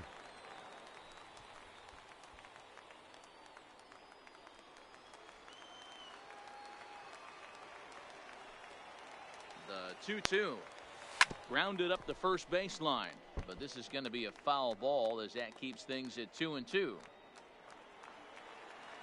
Keep going. Hey Bill, it's IJ. Yeah. Sorry, I had to pop out for a few minutes. 2-2 one more time. Back now. Doesn't get the zone. How's the game going? Now. I love hearing you laugh. Like this is a new game again here. But you got to find a way to stay composed and execute your plan. The 3-2 pitch. And that misses. Oh, so with 1 out, that I drew a walk, and he had me down 0-2 first 2 pitches. Yeah, the guy's been on fire lately, hitting anything close, so I think this is the way to go here. Get the bat out of his hands any way that you can. I can't believe I drew that walk though. Yesterday, but back out there for this one. The 3-1. Boy, not close again. Bases juice. You still playing, Roy? The bases are juice. Look at this. Tough. Looked like he got a bad break on some of those calls, but he's got to learn that sometimes the calls don't go your way, and you've just got to move on. That's something that young pitchers can have a hard time with, though. Another aspect to now at the plate, Nick prison life where I was at really least thrives in the batter's box here at home. The dependency on TV. In this one. Every cell had a TV. Some guys bought theirs. Some was in runner goes. Bugger! I shouldn't have did that. And the runner back, and he'll be tagged out at I third shouldn't base have. On a heady play. I can't believe I did that. Bugger! I committed to something to me I like didn't he want was to. Trying to read the pitcher's timing on that one, but he got it all wrong. Obviously, yeah. Good job by the man on the mound to step off calmly and deal with the situation. Sometimes you see guys panic in those types of situations. I did something foolish there. Into the box, Rick Thacker, as it'll be 5, 6, and 7 due up to kick off. I'll get back on track inning. of my thought there. Hang on.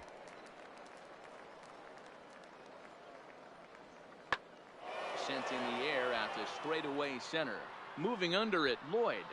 And that's the first out of the inning.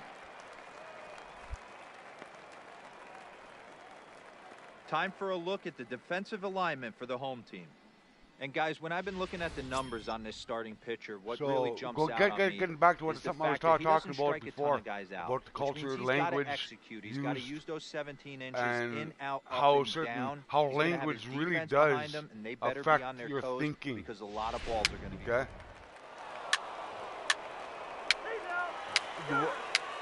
I did this on a semi-conscious level while I was in. I did not engage in certain cultural norms, like language. For example, the disciplining, the word discipline. You understand what that means? Training, that's all it means. I'm disciplined in video games because of all those years in, really. It just means training. Where I talked about when most guys that got stressed and angry, they would go hit the heavy bag, and they were disciplining themselves to be a violent person. I recognize that, and I channeled my emotions, my anger, my stresses, my hyperness. I took everything that I had, and I put that energy into weightlifting and becoming a long distance runner and reading, as opposed to physical violence. That was the last resort, and I would let guards know that even. You know what I mean? I'm a big dude. I'm a big man, and I think that was part of what helped me. Just my sheer size. When I was at my peak health in there, I was 6'4", 265 pounds, 8% body fat, and full of rage. I was starting to get a build to what a shape, not the size or anything or the conditioning that he had, but I was starting to get a shape like Triple H. In the 90s. So you put your energies into more healthy things. Yes, actually, yeah, and I did that consciously, like on purpose. Digging in for his second at bat, Steve. Because I have that one out that's and one on here. Still that caged animal sense about me still. But when it is triggered, here comes the first pitch. It just doesn't come out in violence. It might come out in sharp words that become really blunt, harsh, insulting, and straight to the point.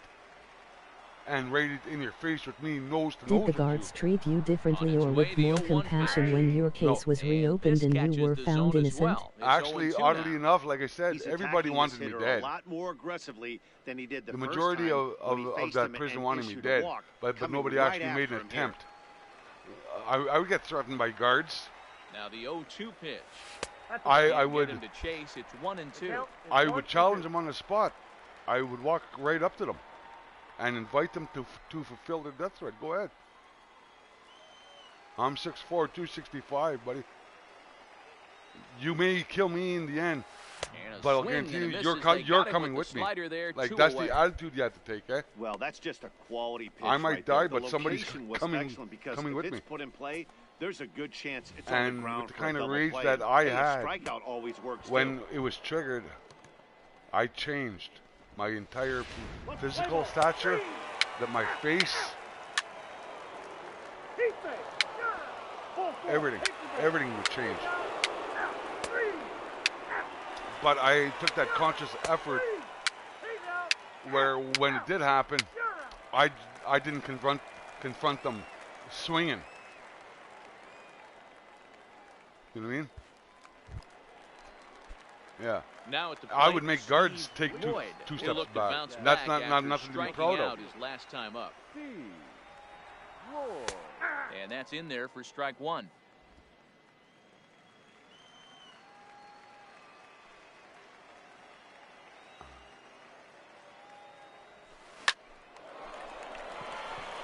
Back up the middle and in for a base hit. Whoa, get back. Ah, bugger, I went. And now he'll try and I went too far. But the throw rings him out to drop. I got the single I wanted. but that's what's toned down a lot. But then anybody wants to admit that actually knows me. But oddly enough, it's because I still live isolated a little bit. I still live like I did when I was in. Shot now. I mind my business, but I really don't go anywhere. Especially if I don't feel welcome somewhere, I don't go anywhere. I don't go there. I don't drink, so I don't go to the bars. There's no need for me to be in a bar. First pitch on its way. And a fastball to start. And I did that on a conscious level too. It's a ball and no while I was in. I'm not going to drink because it's like pouring gas on a fire because of my rage. That wasn't happening. Sargent leads just off because I was there with doing one life. gun in the inning. I still had faith that I would prove myself. And people would see that I am an innocent man, and that's exactly what happened. But I wasn't going to come out of there if I drank, especially if I drank. Breaking ball down the middle for a strike. I know to the fans that probably looked like something good to hit, but unless you're sitting breaking ball right there, I don't care if it's middle of the plate. That's a tough pitch to pull the trigger on. Count still at 1-2. But I thought of another name for a new player for you. Chuck-a-beer. What do you think of that one? Popped up. Throw on to first, 2 gone. Chuck Beers. That'll be a new character. Now, oddly enough, like I told you, I went into myself. Making these players like this is what I did when I was in. So when you're creating a character, because of the way I isolated myself, I started thinking about character backgrounds. You see what I mean? Character backgrounds. Stephen Lloyd's from Australia. You know what I mean? He likes his shrimp on the bobby. You know what I mean? Like when I look at that picture now, all I could hear is an Australian accent that would come out of him. So Chuck Beers, where's Chuck Beers from? Ready for another chance? Chuck Beers. Chuck Beers from Milwaukee because of the brewery industry. How about that? He's ready. Here's the first offering. And a called strike down in the zone. 0-1. Go getting see, that first pitch strike is really head to Milwaukee and go see Laverne and Shirley and Squiggy and Lenny. Give himself the advantage there. Chuck, then the letter A, then the surname beer like a drink. Yeah. Fastball that crowds him a bit, and it's 1-1.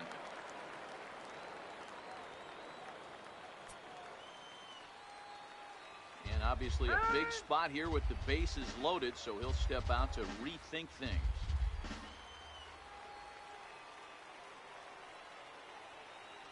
Right this way again. Now a swing and a fly Oh, ball. if I would have straightened that out right down that line. Untouched. Right down the line. Has Oh, over that would 40 innings on his line so far. And through those innings, he's worked to a whip under 1.20. League average is around 1.3, so that's a respectable number.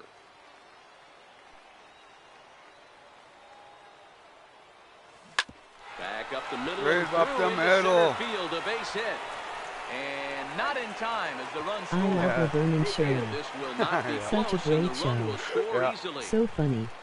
And speaking of Milwaukee, go see the Happy Days this game. Run might be the one that seals this thing for good. A 3-run deficit is tough enough to overcome. That's old I am, man. I remember those shows. Feels like it might just be a little bit too much. They don't have many outs left to work I with. remember when Fonzie took his motorcycle and he jumped those garbage cans. Shit! I shouldn't have did that. And a step off. Bugger! And they'll get him at second. And with that, my thumb twitched. Is retired. my thumb twitched on that. My thumb twitched on that. Nowhere to lie. Bugger.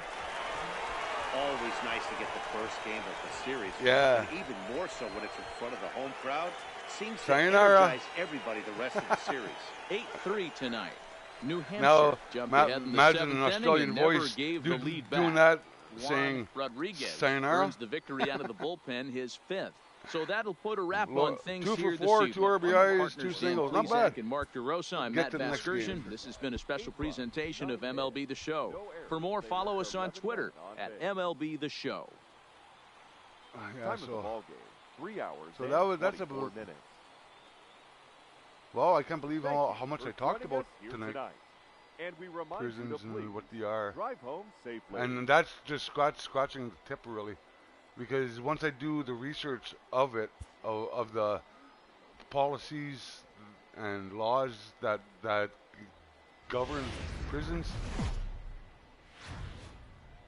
how Minor League Baseball is live and on the air on the show. Used Tonight, Game 2 of this 3-game weekend series. In that whole Flying Squirrels of Richmond and the New Hampshire Fisher Cats.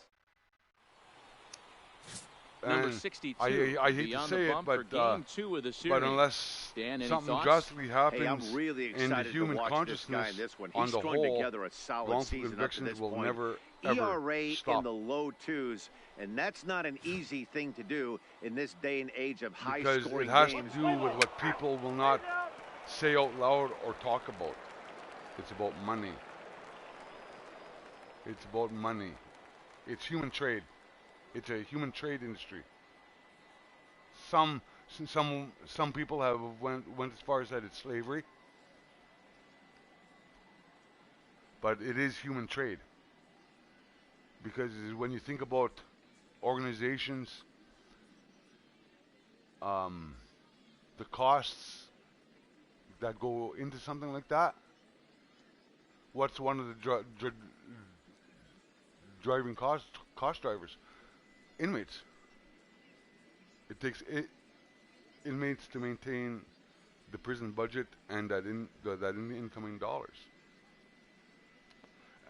And one of my favorite sayings is, "Nothing changes if nothing changes." Exactly right. Settling in now, Andres Escobar, and the home-away splits tell us he's actually quite a bit better hitting on the road than more he is towards at home. the nothing will ever change on. if the social consciousness that caused it doesn't change. High fly ball out to straightaway center. Moving under and it, Boyd. And that ends the inning. So a relatively routine that's start why to the top of the first here. So it's on to the bottom of inning number 1. And some people would say the deeper into the rabbit hole you go, okay, that's one way to say it. But when you do research it, you'll find it's economically beneficial to the country's economic base to have a thriving prison system, justice system. Because justice system is not simply jails. Justice system is the police forces, the court workers, the lawyers that work in the courts, the judges, legislators. In '93, I was 22 years old. I was a high school dropout, and I was attending a provincial funded program called Futures at the time. It was a program for dropouts to get back to work, to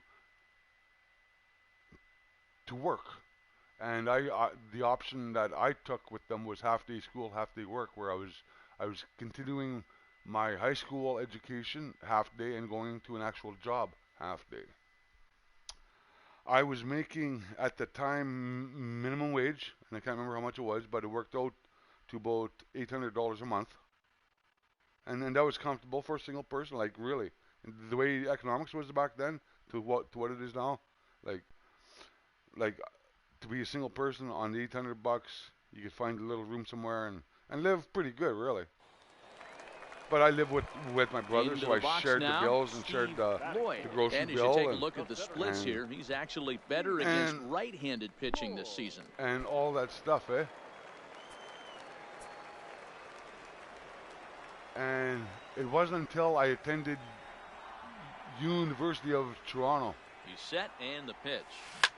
Liner towards second, but this is hauled in by the second baseman. Wow, what a grab. Yeah, with that, here's a glance at the starting lineup. It wasn't until I attended Mark, university and did some research about it tonight? myself. Well, Matty, the one thing that jumps off the page at me is the in fact about that this 2006 team was leads when the I league did in doubles, this research putting themselves in scoring through position time and time again. Statistics Instead of having to get a few knocks, and I accidentally one base hit come gets you across right back in the ball game. This offense. That at that time it was logged and written, documented. It was documented on the StatsCan website that it cost $200 a day to house a federal inmate. So in terms of supporting and impacting and influence and for the betterment of the Canadian economy, where is anybody worth more? Out on the street or earning minimum wage, or in the prison bringing in $200 a day? And that's where the problem lies, because just like Shawshank brought out, the skim that goes on in there, it's beyond corrupt. Prisons are beyond corrupt. They are so corrupt and so self-concealing that the guards and the staff don't even know they are being reprogrammed like a convict is, in the same way, being reprogrammed to hate. You see what I mean? They don't even realize that. And it was through my own reading when I was reading those textbooks in the library that I discovered that. And I started rubbing that in the guard's face every fucking day. Because they say things like, yeah, you're doing a life sentence, but I'm doing a life sentence too on the installment plan. And I'd laugh at them and I would tell them this, they are there by choice. They're there to dehumanize another human being for $1.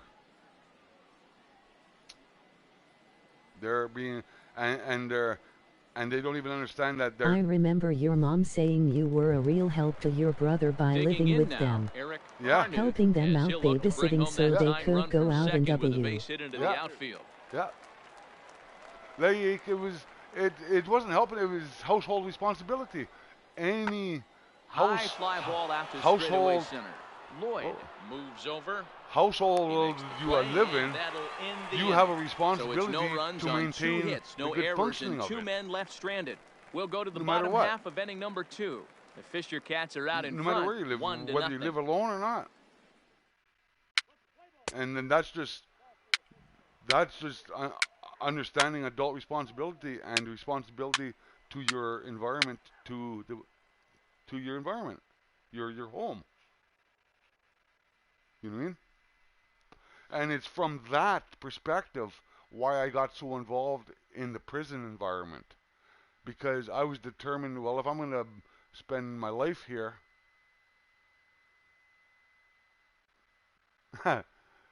this is a weird way to look at it. If you know the song Jailbreak by AC/DC, I just flashed on some lyrics from that song. But if I was going to live there, I wasn't going to live there alone. You understand what I mean? So I fostered relationships, and I made that place better, not for anybody else except for myself.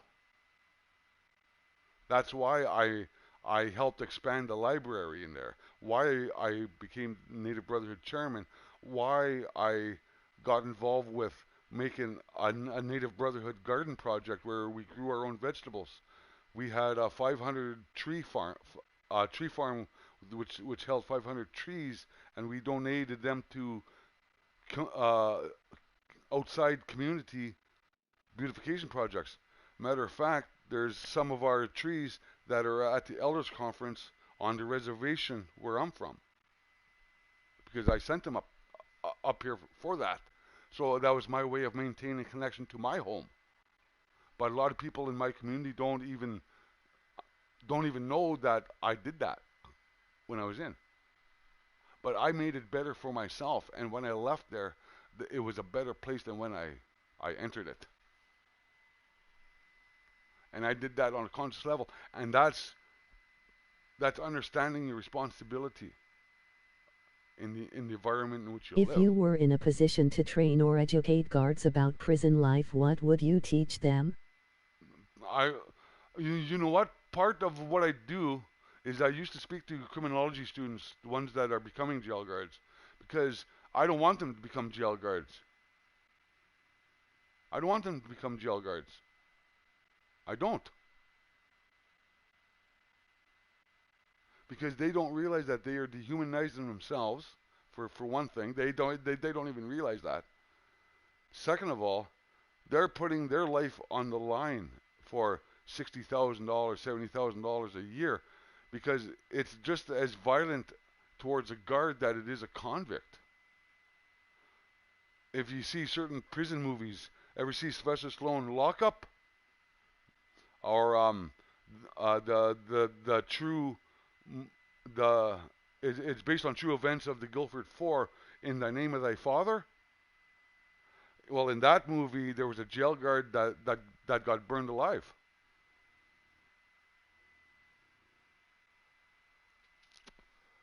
That is actually true. That kind of a threat to your life, that is absolute fact. That kind of horrifying violence you see in movies that are fictionalized so it becomes more accepted and people glorify it as cool. No, that's absolute thing. That's why I don't want them to become jail guards. Be a jail guard if you want, but understand you're putting your life on the line for $1. Hope it's worth it. Hope it's fucking worth it. You know what I mean? Because if his life is worth $1, he's conditioned through his training to think that the convict's worth nothing. But in a way, the convict was worth more to the Canadian economy than the guard was, because I was worth $200 a day to house me in that fucking place. Now do the math. I understand what you are saying, Bill. And that's what I want them to understand. Go ahead, be a jail guard if you want. It's freedom of choice. Go ahead. But when you have to kill somebody from your own community that's an inmate in there, now think about that. It might be somebody they know that they're putting a bullet into their head, that it's their cousin or something, or one of their best friends, relations that they know. Like they have to understand. Slave labor. Yeah. Yeah, that's why I had no sympathy for them. I have empathy for them, but no sympathy for them. Now especially when they said we're doing life too on the installment plan. Well, you're here by choice. I'm not. I'm an innocent man in here, and that's what I would remind them of. comes set. Here's the 0-0 pitch. Fastball catches the black there for a called strike. And that's what separated me from that environment as well, because I knew in my heart of hearts, like from my own consciousness, that I was an absolute factually innocent man in there. And they were not going to turn me into something that I wasn't, to what they wanted me to be. And a pause and the 0-2. Oh, and he bugger. Comes back with a fastball. Because Strike part three of called, and the inning is reprogramming over. Hitting an error in the inning, but they failed to score. Is getting the convict to accept guilt for the crime for which he or she is in for. And I wouldn't do it. Fuck you, I would tell him. Fuck you. You know what I mean? And that's what, over the years, that even the inmates commented to me about that, the way I was. Because I didn't act like a person for what I was in for. I didn't act like a diddler who accept the guilt for molesting a child, and then they feel so ashamed that they hide, and they're cowardly, and they're... Me, right from day one, it was, I didn't fucking do this. Fuck you. You know? And I, from day one, there might have been tears streaming down my face in front of the cameras because of the press at the time, going through the trial, but I never hid from it. I'm right fucking here. Fuck you. And that's the way pretty much the way I did my time, and why I got the attitude that I have.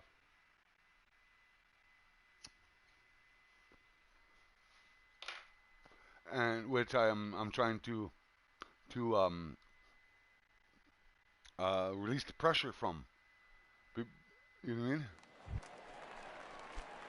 Stepping in and ready for another shot. PTSD is very similar to a pressure Matty, cooker. and hopefully he got it Because out the way of I his understand system. it, Especially now, he's got to bear down. He gets the 2 strikes. The word I keep hearing and seeing in documents of PTSD is a syndrome. Hey, there's another base and what a knock syndrome right there. is. Hitting streak now up to 8 games. Yeah, no doubt about it. It's like a pressure cooker. The pressure builds up. Think about it a and little bit. You know, if you get don't past know, that if you week, like a pressure cooker, if you don't know how to operate those valves to release the pressure. Games, now you're like, all right, I got a nice little hitting streak going.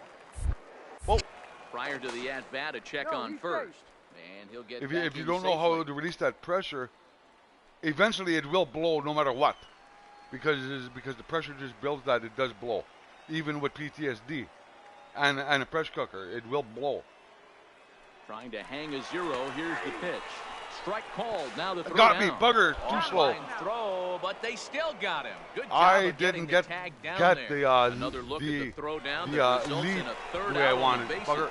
We're back with more on this Saturday night. But that's the way it is. And PTSD is debilitating. You knew you were innocent, but no one would listen to you or to the truth. Yeah. Yeah. So I'm not as sensitive as I was, but to set me off, it can be done. You know what I mean? Like, and that's what I'm guarding against. Well, you know what I mean? Like I'm learning to manage it, and I've seen a couple psychiatrists about it, but I would not accept their treatment of it because they wanted to put me on pills, and I tell them, fuck you, I'm not doing no fucking pills. You know what I mean? The only medication I was on for stress when I was in was Ativan, a mild tranquilizer.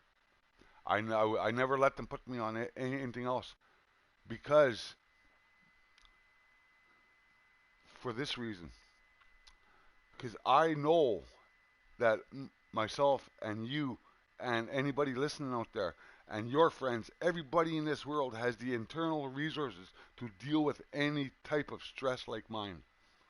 Then do it without getting numbed and having those feelings masked.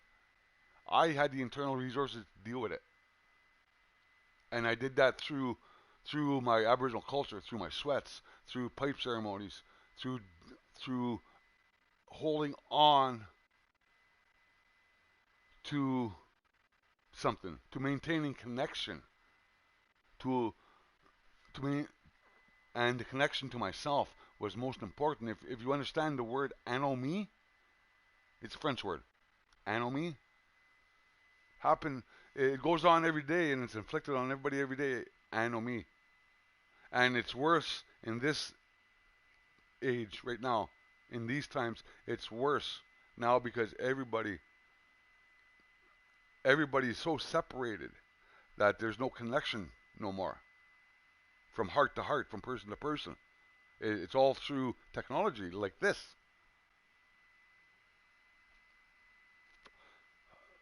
You know what I mean? There are people, like we still socialize as human beings, but it's getting more limited and limited and limited because of dependency on technology like the cell phone. You hear the jokes about you have to look at your cell phone every 2 minutes. Well, there's a social engineering strategy behind all that. You have come so far, Bill. I think you are one of the strongest people I know. Well, I hear what you are saying about medications. Digging in the switch hitter, Edgar Castro. Yeah, and last time was about 3 years ago. A psychiatrist wanted to put me on pills. I was going through a hard time. And this one up.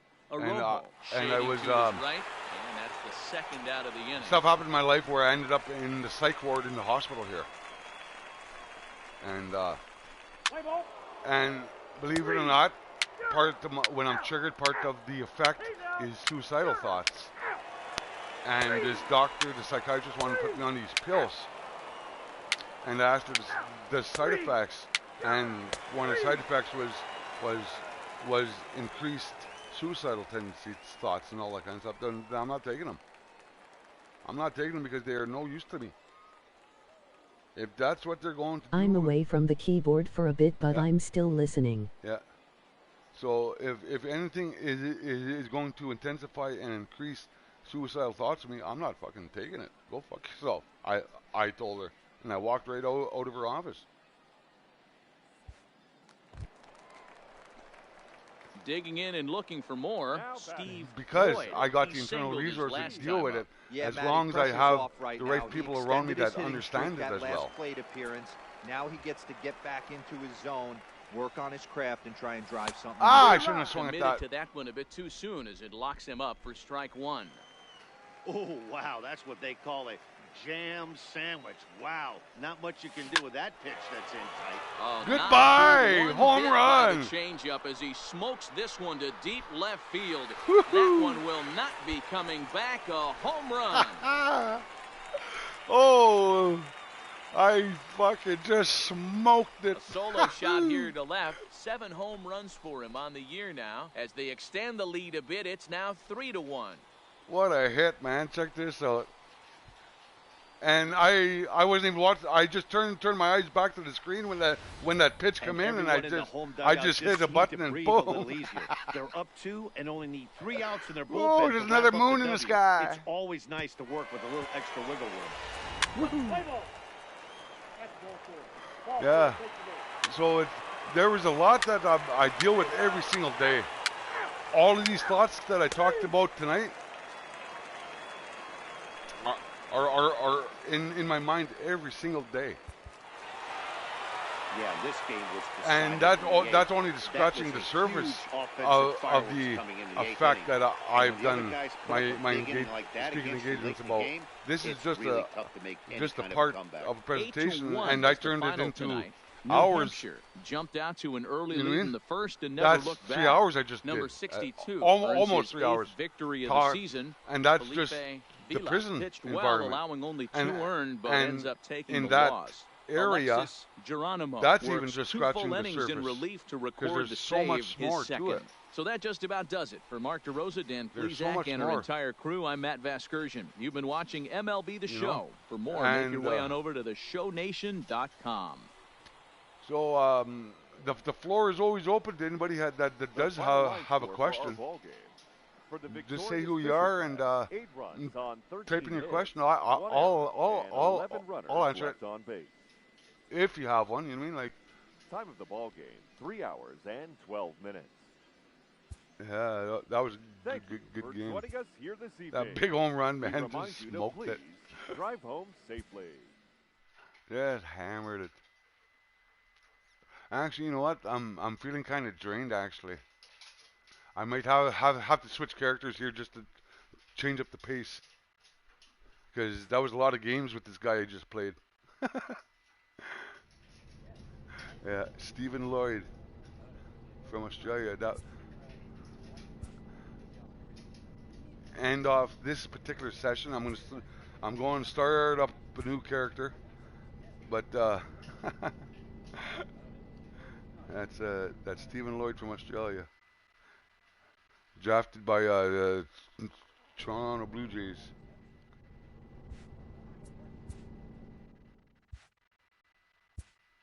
Let's go see here now. I'm going to go back to my picture. Yeah, some stuff happened with my pitcher here, Mr. Wild Bill. He's a starting pitcher. I just got, I can't remember who drafted me at first, but I'm now with the Cleveland Indians organization. I'm in AAA in Cincinnati in this one. This character, I put him from Vancouver, British Columbia.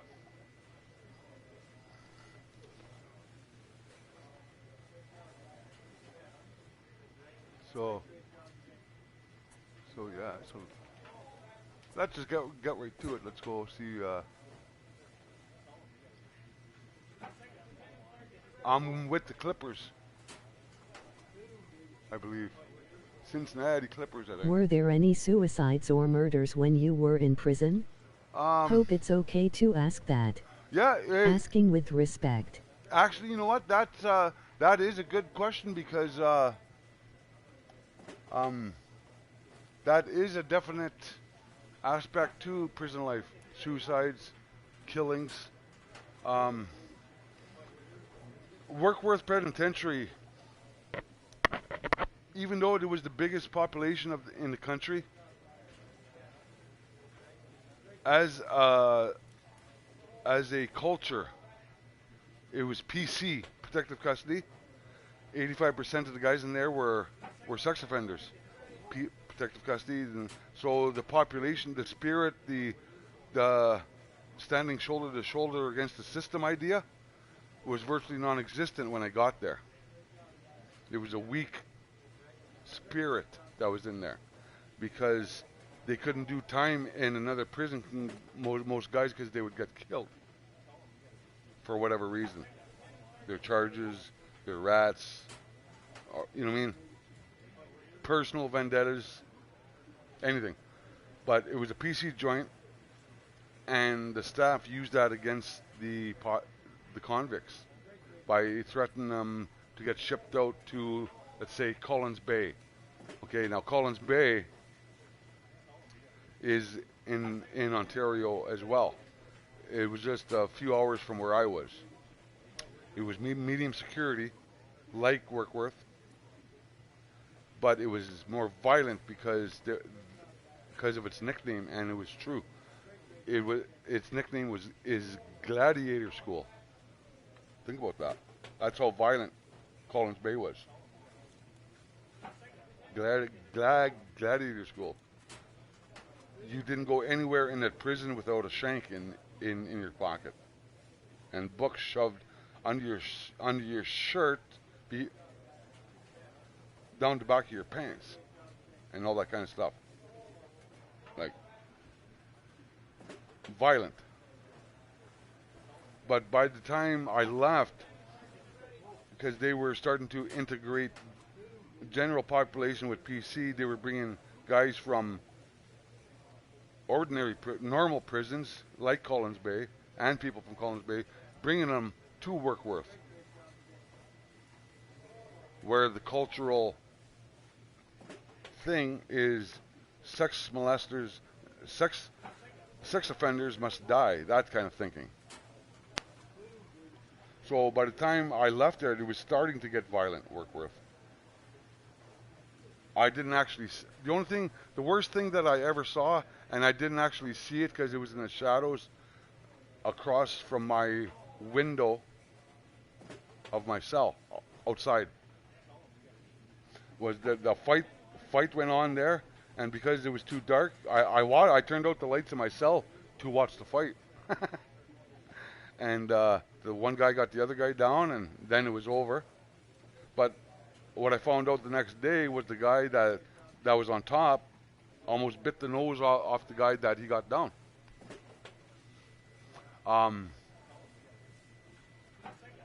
Guards take hope away from convicts. In the year 2000. Now, what I'm going to tell you is the reason I was told, but this event did happen, and I could believe it. It happened for the reasons I was told. In Workworth, there was in the main compound area, the main units. There's 4 of them, 1, 2, 3, and 4, and in there were. I was in Unit 1, so the common language in there was my block was 9 block. The next one was 10 block, 11 block, and 12 block. Well, in the block next door of mine, a guy set himself on fire in his cell. No word of a lie. He planted bombs in his cell. He worked down in the electrical shop area. And in the shop areas, automotive shop area, those areas where you could actually go and earn a ticket to become a mechanic or electrician or a plumber, or you work in the kitchen, you could earn your tickets to be a cook, a chef, a baker. So this guy worked down in the shop areas, and he planted bombs throughout the institution, all over the place, and we were locked down for minimum a month, where we were locked in our cells, couldn't go anywhere that day. We were locked in our cells, and our ranges were separated and locked in. And during the day, once in a while, our cells would get open so we could socialize with each other once in a while. But really, we were locked down 24/7 for a month. They had to bring us our meals. And from where my cell was, for the first week, daily you could hear bombs in the distance in the shop areas, because they brought in the bomb sniffing dogs and had to search everything and search everybody's cell. And now the reason that I was told, which I could believe because they tried to do similar to me, the guy was a lifer apparently, and when you get to when you get classified to a security level, then you trickle down through the system. Apparently he was a lifer, so I guess he started in maximum security and trickled down through doing programs and good behavior. You trickle down through the system to the minimum security, or wherever you had to go to make parole. And what I was told, that his caseworkers promised him to go to a minimum security if he completed a certain set of programs. Then he did, and then they pulled the rug from under him and told him that he wasn't going to a minimum security, he was going back to maximum. And they take hope away from you, and that's why he did what he did.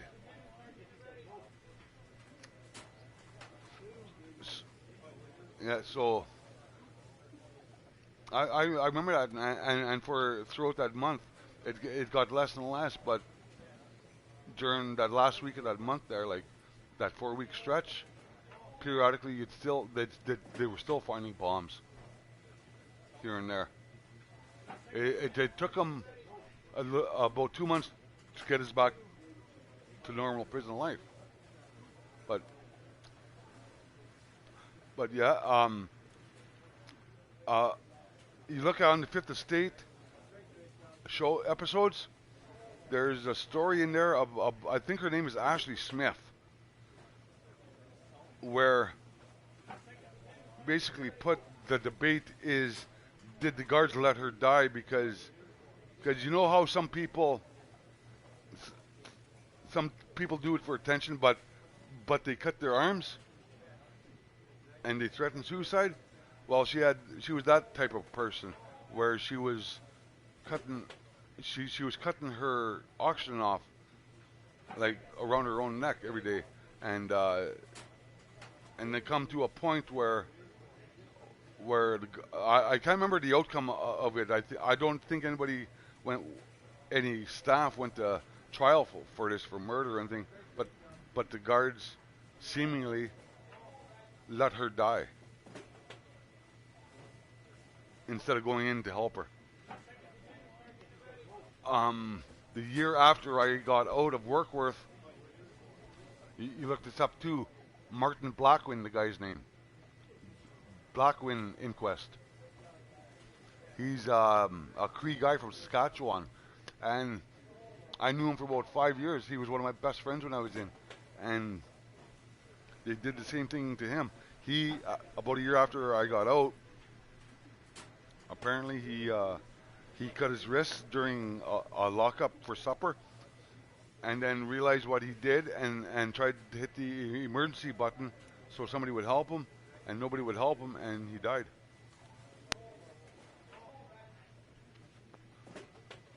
Yeah. Yeah. Martin Blackwin, the Blackwin Inquest. Look that up. And may he rest in peace. He was doing 15 years, him.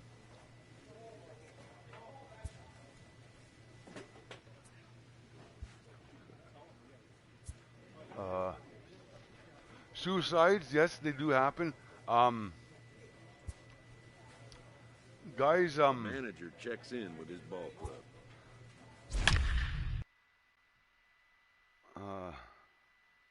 What would be the best way to say this? To talk about this, because it was a good question to ask me about that. Suicides and stuff. Because it always comes back to that concept of anomie, a feeling of disconnectedness, and that's what prisons do.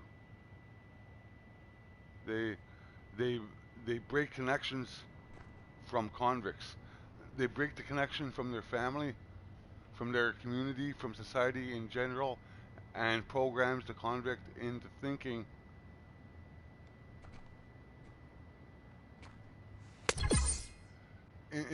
the only place he could survive in this world and be accepted is prison. And that directly speaks to the revolving door phenomenon. Because they have emotional connections. That's so sad, Bill. There is a massive dehumanization culture in prisons.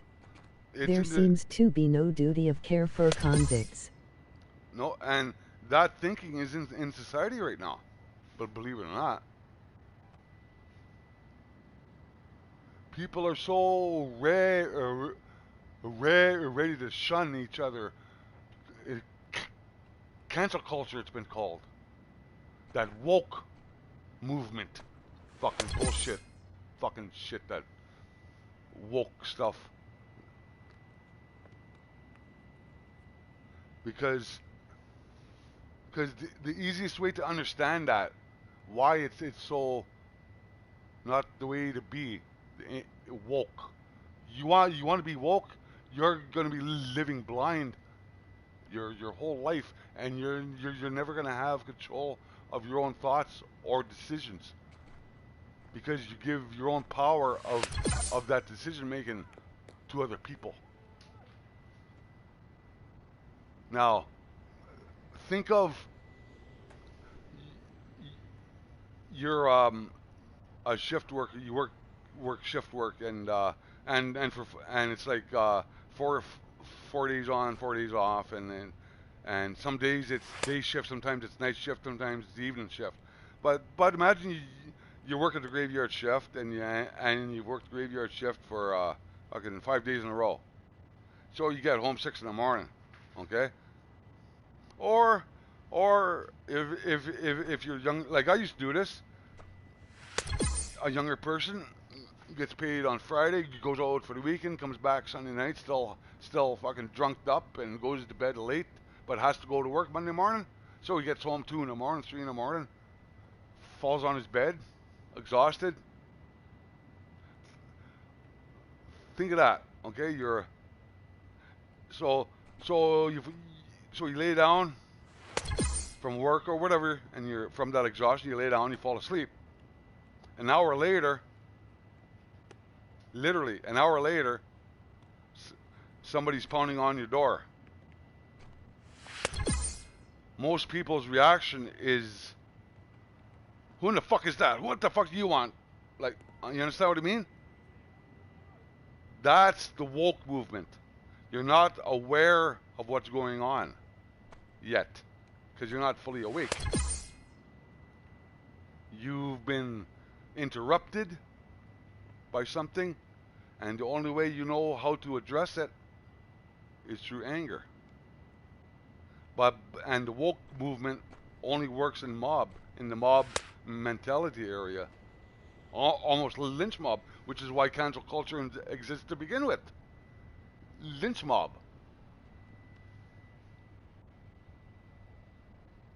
Now think you've got a 9-to-5 job and all that stuff, and you got your routine. Okay, you go to bed Sunday night and you wake up as normal, and it was a good restful sleep, and you wake up and you get on the edge of your bed and you stretch, you know, and you brush your teeth, you have a shower, and get set to go to work, go have breakfast, and by the time you get to the breakfast table, you're awake now, right? Somebody knocks on your door. Are you answering it, being annoyed and angry and fuck this and fuck that? No, you're answering it like a human being does. You understand? And that's the difference between being awake and that woke movement. That truly is. That truly is. And that's why I have a lot of problems dealing with people sometimes, because I am awake in my consciousness, where when you live like that in that mob mentality, woke movement thinking, you're only doing what the mob says instead of doing what's right. People in the woke movement don't have it within themselves to stand alone. Where the only reason I can is because I had to. I was forced into it. And that's why I'm able to do it, and why nobody can lie to me or bullshit me in certain areas. You know what I mean? And that's really the difference between between woke and awake. And I would rather be awake, because when you're woke, you're acting on reaction rather than response. You see what I mean? Because a reaction it comes across as instinctive.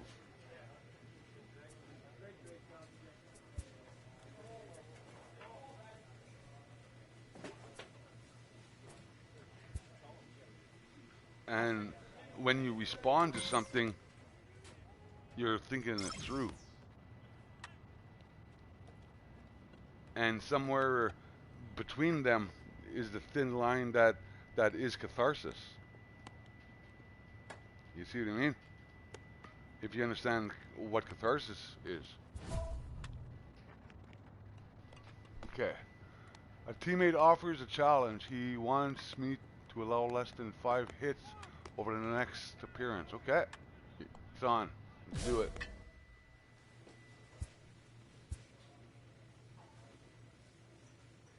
Welcome to the new people watching and listening. Oh, yeah. Feel free to jump into the chat and introduce yourself. Yeah. Thank you for listening to Bill's story. I'm pretty much just answering questions about prisons, the prison life, prison environment, the effects of it, on the backdrop of this game here that I'm playing.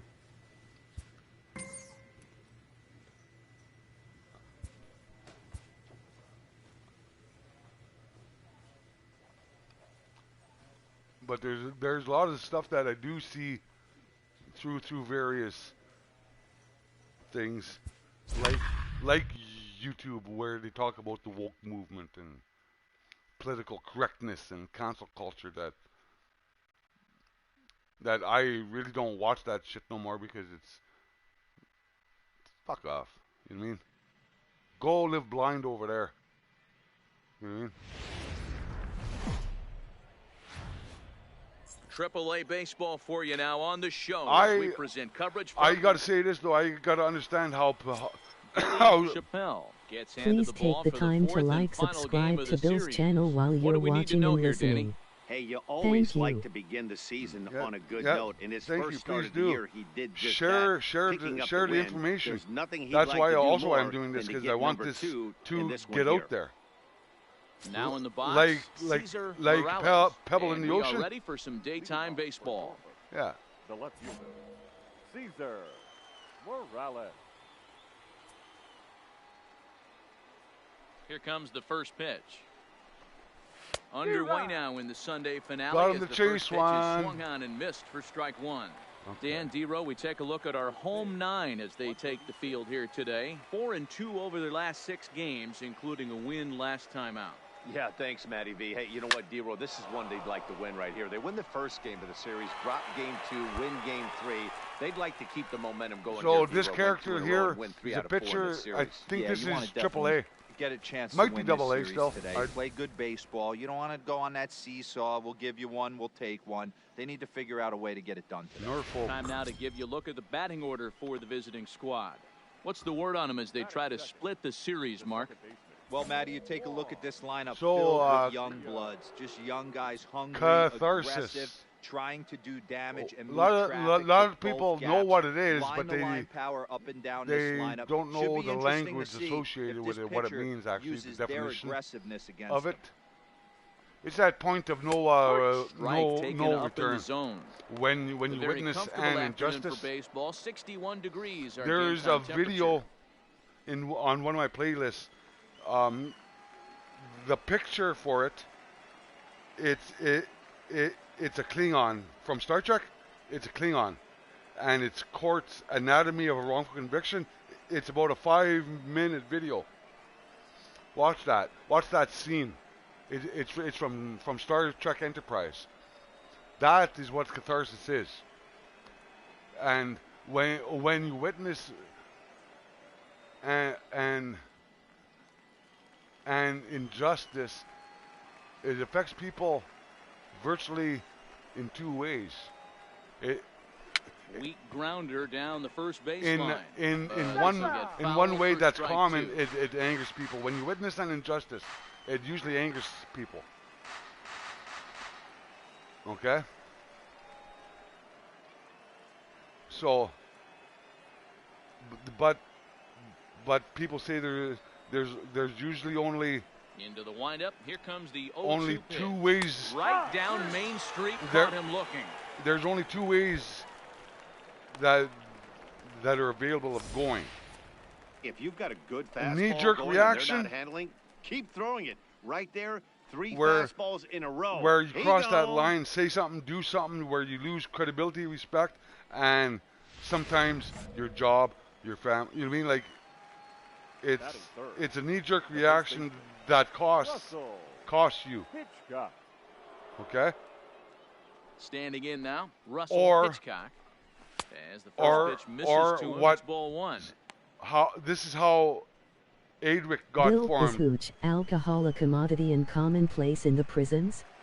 Oh, yeah. Can you speak about your experiences with it, please? Actually, I never drank when I was in. I smoked weed, oil, hash virtually every day when I was in. So, and the slider is low and inside as he just about got him there. You wouldn't be wrong in saying I'm a chronic. I smoke weed every day, all day. Bases are empty here with every 2 day. men out.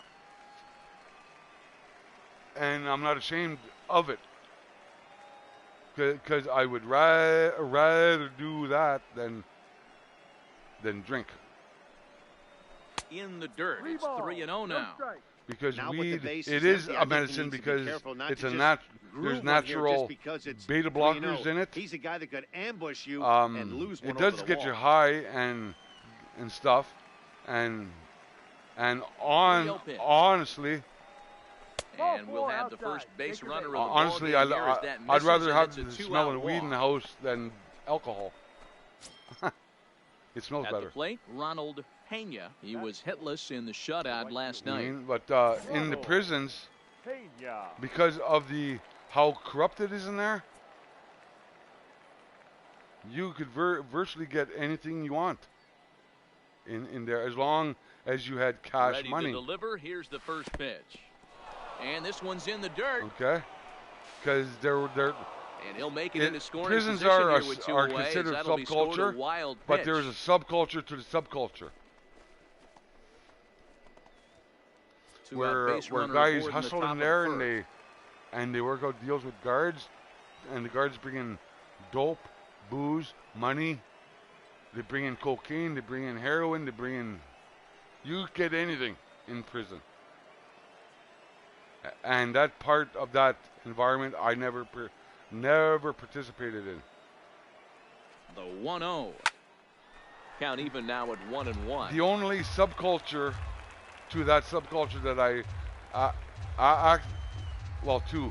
that I actively participated in was the weed, oil, hash part. But also pools, football pools, hockey pools. Because that was I was illegal in there. I ran my own hockey pool when I was in there. I know to the fans that probably looked like something good to hit. But I didn't hustle in there. Breaking ball right there. I didn't hustle in there the way There's a swing and he sends a ball high in the air into left field. Look. Oh, he got it. Nice one. To make the running play, and that will end the inning. So they get a man to second here in the top half, but he's stranded there. So it's on to the bottom of inning number 1, no score. I say this a lot when you think about prisons and that word institution, okay? You got to think of the word in. Like, that prisons and institutions are built to keep things in, away from the view of the public. That's why there's certain stereotypes, certain prejudices against convicts. Like I've said this before, and I will explain it, because people laugh at me when I say this, and I don't care if they laugh at me. Prisons produce feral adults. That's an absolute fact. Thomas Owens, as they it'll produce be 5, 6, and 7 due up to kick off the second inning. Feral adults, and they do it because it's good for business. They have to keep first pitch the on beds its full. way. And here's a fastball. They have to keep the beds full. 1. It's good for business, and they do it by turning adults that are raised to be civilized, what we like to think civilized human being is, to turn them into the opposite of that, purposely. That's why when you hear most discussions about convicts, what's one of the common words you hear? Into the windup, here comes the 0-1. And they're it's fouled away. They're animals in cages, you see, and that's how the public views them, and they're viewed in such a negative light that when drug trafficking gets discovered in a particular prison, who's the one that gets blamed for it? The convict. Tried to get him to chase that. But what people have to understand, he wasn't biting. Very well could see nothing would get into that environment if the guards didn't allow it. Because many times it's the staff, it's the guards that are bringing it in. Because they are making when they got that train going right, it's a virtual gold mine. You buy a $10 gram of weed, you bring it into prison, you sell it for $50. At least that's how much it cost when I was in. This was 20 years ago.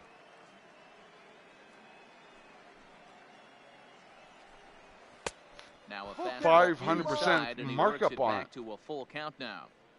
You get a $50 what a great at bat to start this quarter-ounce bag of weed weed out here. Bring it in there, you get $200 for it, $300 for it.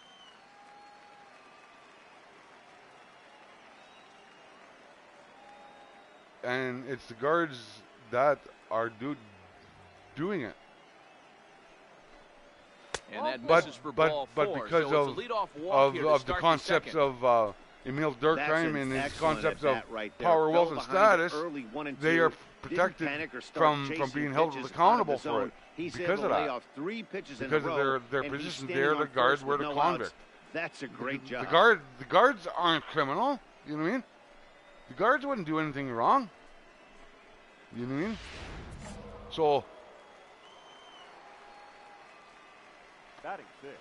So you see, it's a lot of the problems in there. The guards do it because they are trained to do it. It's part of their job. Wilkerson. To this one over toward first. But this is speared by the first baseman. To create chaos in there. To create division. To enhance the feeling of disconnect. To increase anomie. The guy behind the dish has an absolute cannon. To mean the highest levels of strain, if you understand what strain theory is. You know what I mean? Like I know what strain theory is. It's the cause of crime. Criminologists say you can't make your rent, you can't feed your family. So what do? You go steal for it. You know what I mean? Strain. First offering on its way. That's a strike. In there. But in prison, I take that step further in that strain. To engage in strain theory is to stretch somebody's strain in their life where they reach the point of striking out in violence. How much strain can you take before you strike out in a criminally violent act? That's the guard's job to do that. The guards will whisper in one convict's ear to antagonize him, so it's knotted up at to go kill another convict. I've seen that happen. I've had that done to me just before the truth of my case started coming out. He's not the greatest threat with the bat up there. His numbers certainly aren't that great. A guard tried doing that. But hey, I give him credit. He's really working the count right here. To get me, personally, to get me.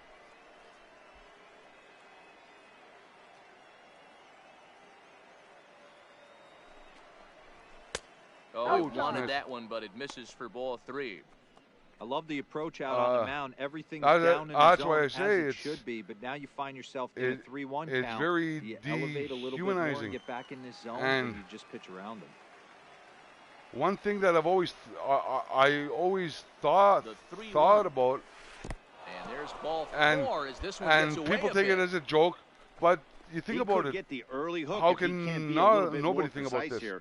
That's walk number 2 of the inning. You're a jail guard. In the second. You wake up every day to go to a job, to live in an environment of hate, to create hate, to be antagonistic, to bring violence, because they're not there to help nobody except themselves for a paycheck. To him on the way. Job security, you understand? First pitch fastball off the plate there, and it's ball 1. What are their private lives like when they go home, when they punch out and go home?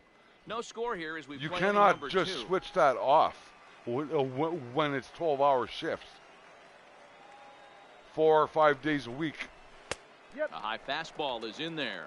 Where hey, I don't you're, mind that batter you're taking creating that right there. a dangerous environment for somebody else, but got to find out if he can find his zone. If he wants to walk while being blinded enough to seeing you're creating a violent environment against yourself. See what I mean?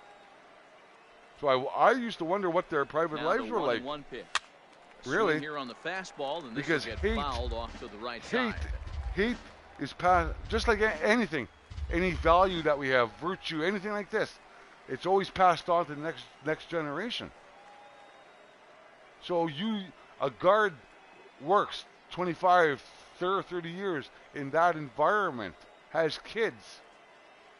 You think some of that hate didn't rub off on their kids, and their prejudices relay to Bowers, a double and play, hatred, and that's how the inning ends. A couple of and walks, but binary no thinking more to that's come on so the show ingrained. Sunday baseball. You think that don't get passed on? That get passed on.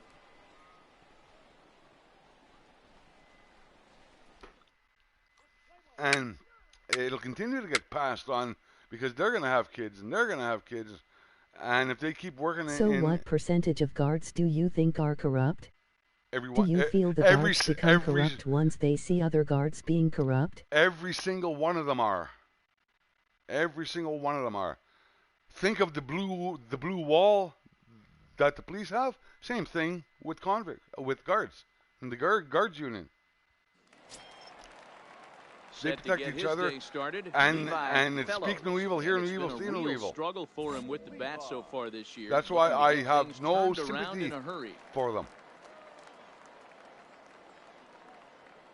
Because they have no... So no good guards then? Here comes the first pitch. Well, that's a relative term because most of the guards... nothing in one. I wouldn't say they were actually kind to me, but they were professional, and I left it at that. And I respected them for that, because they never crossed that line to make it personal with me. A few did, but not many. The windup and the 0-1. You know what I mean? No. But I would never do business with them, and I would never confide in them or think of them other than a guard. Like, I dehumanized them as well because they weren't even human to me. Home. Driven the other way, but caught down at third. Because they were programmed to be their career. Third. And part of that training coming to the is plate giving now, up Cesar Morales, 0 for 1 here in the early freedom going. of choice and your own personal decision-making process, because you got to follow orders, just like any first pitch of the at-bat on its way. Just like any other military structure, you got to follow orders. That's why they're called officers. No score to this point. Military thinking. You got to follow orders. And if they don't follow orders, they're going to be shunned and ostracized and bullied within that culture. I've heard that shanks can be made by just about anything. Oh, fuck yeah. Do you think convicts feel safer having a shank on them? I don't even know. I can't even speak to that point because I never carried one. Here comes the 0-2 pitch. I never did. Not a bad pitch there with 2 strikes. I never did. 1 and 2. I never carried a shank a day in my life when I was in there. Because I was of the thinking, well, if they're going to kill me, they're going to kill me. But they better not let me see them coming, because I'll break their fucking neck. Was my thinking. You know what I mean? 1-2. Tried to hold like up so stab me if you want, cut my throat if you want, kill me if you want. Because that wasn't my home. Now it goes back to language again. And the personal programming that you put yourself through with the language that you use in your daily life, whether it's in prison or here. Is on deck. And part of the language was that I'm talking. I This is just an estimate because I don't even know where. Back to him, and I don't even know where to look this up. And they'll have no play as he reaches first base safely. I would say 99.9% of people that live in that environment, work in that environment, got him. And it appeared from up here at least, and his actions on accept the field certain it language like it got him on his and don't understand the entire scope but from the of way what one word might off, mean. I think he's going to try to continue. For example, standing in, majority of the convicts in there, he looked to bounce back after as the years went by, and the institutionalization. Did you sometimes feel, even though you knew you were innocent, you may have to kill another for your own survival? Oh yes, in there. Now from day one. Far too late. That's a stolen base. I understood that from day one. I like the aggressiveness there. They haven't cracked the scoreboard to this point, so it's clear they're trying to but just the simplistic language that's used in there, common language. Most convicts consider when they get institutionalized,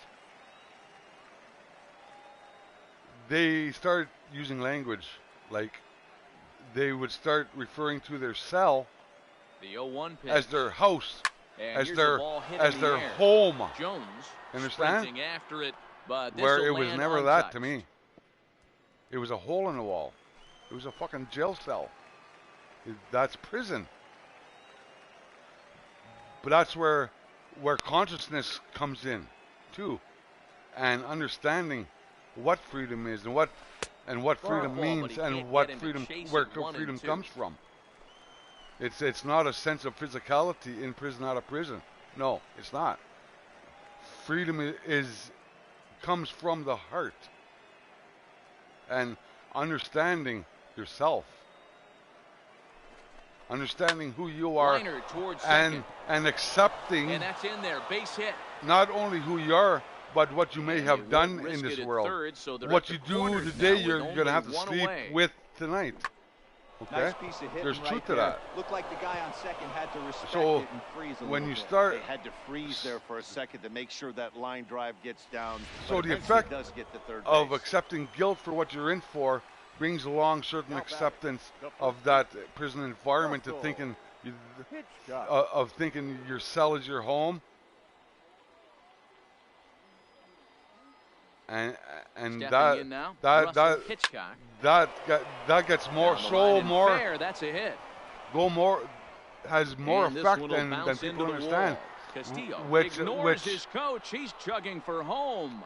He comes across to score. Which is why it's now a 2-0 ball game. Recidivism happens. He was not messing around here. Sitting on the first pitch he saw and drove it to the outfield, bringing in and both why runners there's so many and parole violations into scoring position. It's great to and see people a guy going that's back to aggressive prison. at the plate when he's got a chance. It's because to do they some have damage. no home on the street. They have no connection on the street.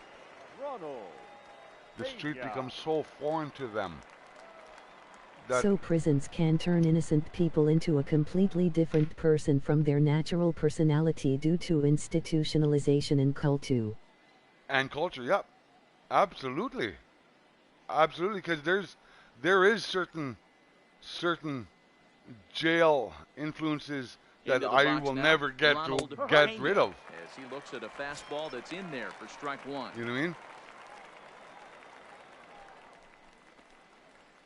If I think my life is threatened in any way, I will confront it. I won't hide from it. I will confront it, and that's scary to me still, because I don't want to have that on me. I don't want to have that with me. I don't want to be that way, because I'm not like that.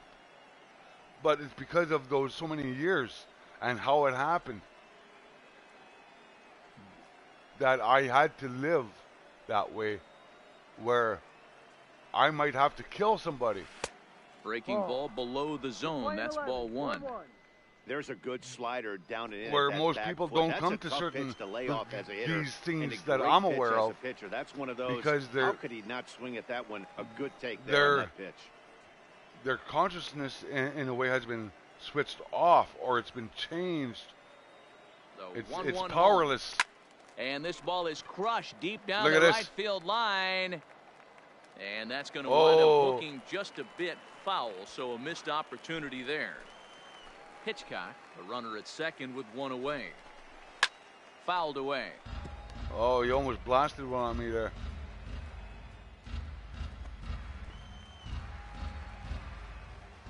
Hoping to send him packing. Pitch on its way.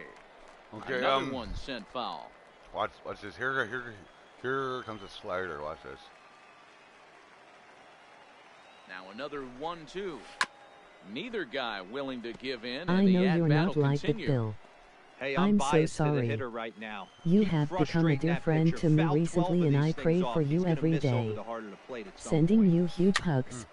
And he'll hang in here as he reaches to foul. This is quite the battle hey, going I'm on here. loving this right now. Classic battle. 5 foul balls in a row. I'd love to see this next one put in play for sake of pace of play, but I love the fact that he's battling. Oh! And he fouls this one off.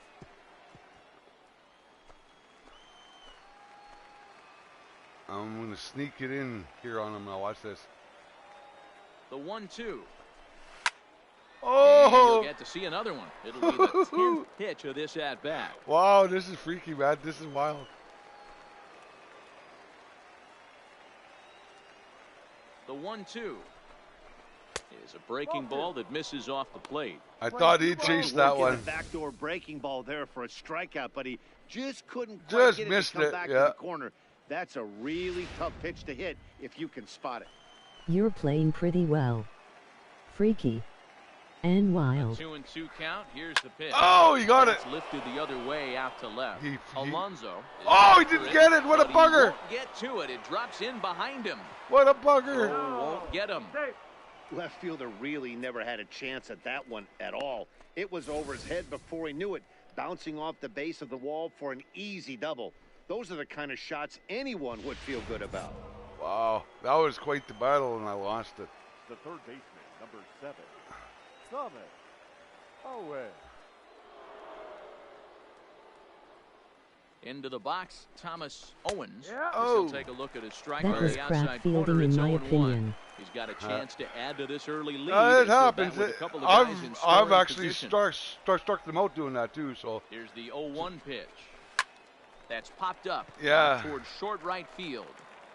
Macias ranges back, and he has it for out number 2. I'm developing this pitcher like any other pitcher where everything comes off at a fastball. Fastball is my go-to, but everything else is off of that. To the plate now is the designated hitter, Steve Wilkerson. Number 12. Okay, now start him off with a slider. Oh, curve, eh? He's set. Here it comes. Oh, breaking ball that time that misses out of the zone.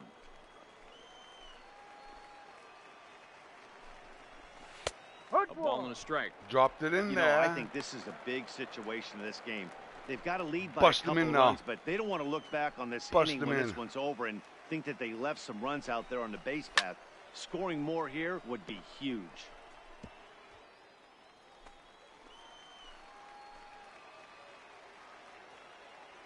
Go this way. Again, he sends it out of play. I'm going. Second and third, 2 going. Oh. Hit to short. Right to short, yeah. Throw on to first, and they're able show him to fastball, curveball. So it's 2 runs on 4 base hits. No errors and a couple of men left on. We'll move on to the bottom of inning number 3. Tides lead it 2-0.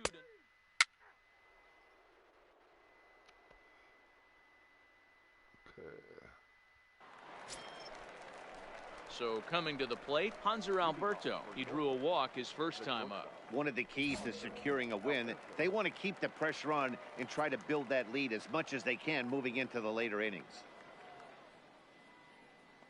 First pitch of the at-bat on its way. Oh. Trying to entice him with a high fastball, but he wouldn't commit. It's ball 1.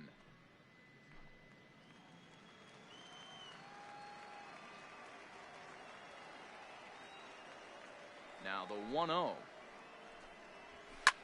Skied into straightaway right. Jones Has a beat on it. Yeah. And that's the first out of the inning.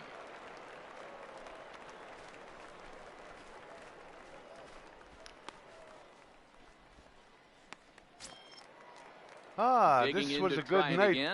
I owe you guys a thanks too, because I feel better actually, you know that? I feel a lot better.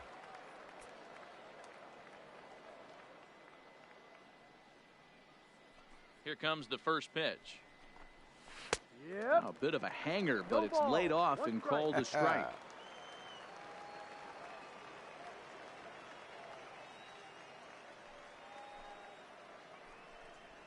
Oh. And here's a curveball in the dirt that time for a ball. 1-1.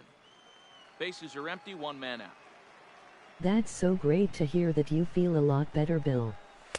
Good fastball down around the knees there, taken for a strike. Yeah, because I know I still have to speak about this. I still gotta speak about this.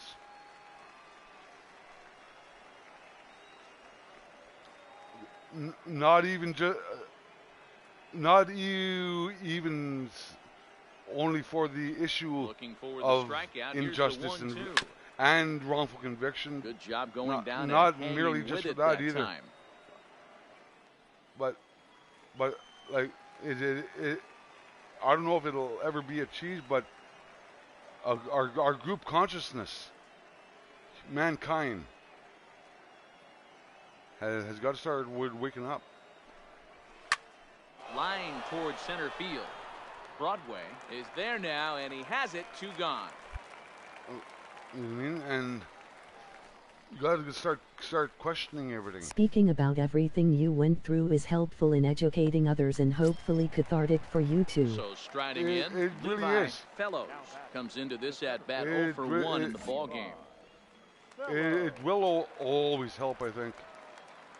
You know I'm behind you 100%, Bill. Ready to deliver. Here's the first pitch. Yeah, so breaking ball, and that makes quite catch the inside. one extra person, because I know there are a lot of people supporting me and support me. Sometimes I lose ball over the outside, but in there for a strike. Sometimes I lose sight of that. Sometimes. And that's when my own fears and stuff and he'll look at a fastball here that's close. Enter into things. Now. You know what I mean? And but I'm learning more and more how to recognize it. Ball 3. This is a good at bat so far All here right, with 2 I'm away. going if you're going to go down 1, 2, 3, at least make the guy work for it. He's doing that, and he's even gotten himself into a good hitter's count now. Yeah, he's worked me good, this batter. I'm going right at him again. There are so many people who would be outraged at what happened to you. There are people who will help you get your story out and fight for. First and hustling for second. And he will pull into second with a 2-out double. Yeah. Off the bat, it was pretty clear right away that hit was going to get him at least 2 bases. Yeah, Matt. Some but people more like and more to about homers and powering guys, but you have to like hits like this. A no-doubt double. I'm learning to live with it. Left his bat. Like you said, the only question was whether there's the outfielders truth were going to be able to keep him the at old second, axiom. which they did. Time heals all wounds. That's true. Morales. You know what I mean?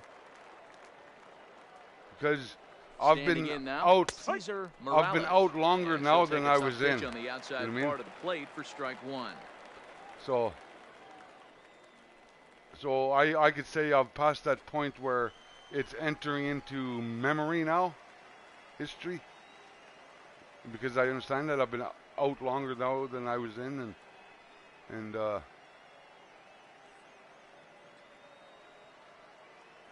0-1 delivery.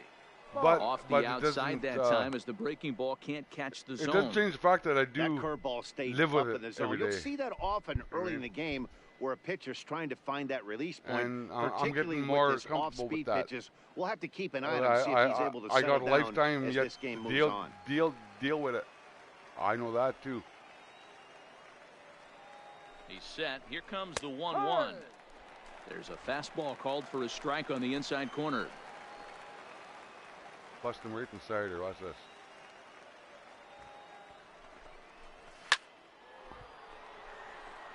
And now I'm going to drop that curveball in there. Watch.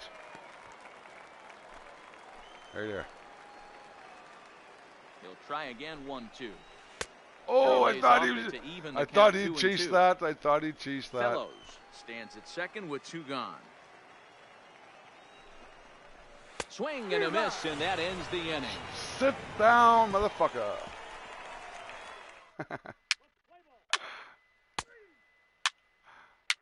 Yeah. Coming soon to this channel is tennis. I'm going to get that game. I was looking on the on PlayStation Store on tennis games. I didn't know there were so many out there, and they look pretty good. I just don't know which one I want yet. I've got hockey, I got baseball, get some tennis, maybe some golf. Do a live show like this on the backdrop of golf. Do a round, you know. So they just took me out of the lineup, and we lost. You might think it's just another win, but it's awfully hard to win in this game, especially on the road. But they find a way to get it done, and they should be very happy with this performance. Pitching and defense game, 2-1, the final score this afternoon. The Norfolk Tides led this game from the 3rd inning on and never wavered. Oh, I took a loss, I think. Yeah, so it's so that's just scratching the surface about all that, because there's still issues dealing with the police work. When I was arrested, generally speaking, why arrests happen, when they arrest, how they could go about arresting you to begin with. You can't erase the past, you can't even change it, but sometimes life offers you the opportunity to educate others to make change for the FITH. Yeah, and that's a hard thing to keep sight on, because most people I find are, like I said, there's certain issues we're not supposed to talk about, and justice issues is one of them. You don't talk about that stuff. Well, I'm going to. You know what I mean? Yeah, I'm going to, and that's going to be that. And if you don't like it, well, don't like it.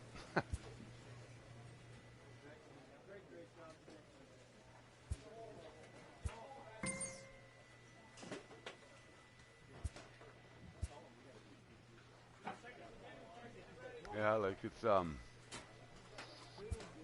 LOL.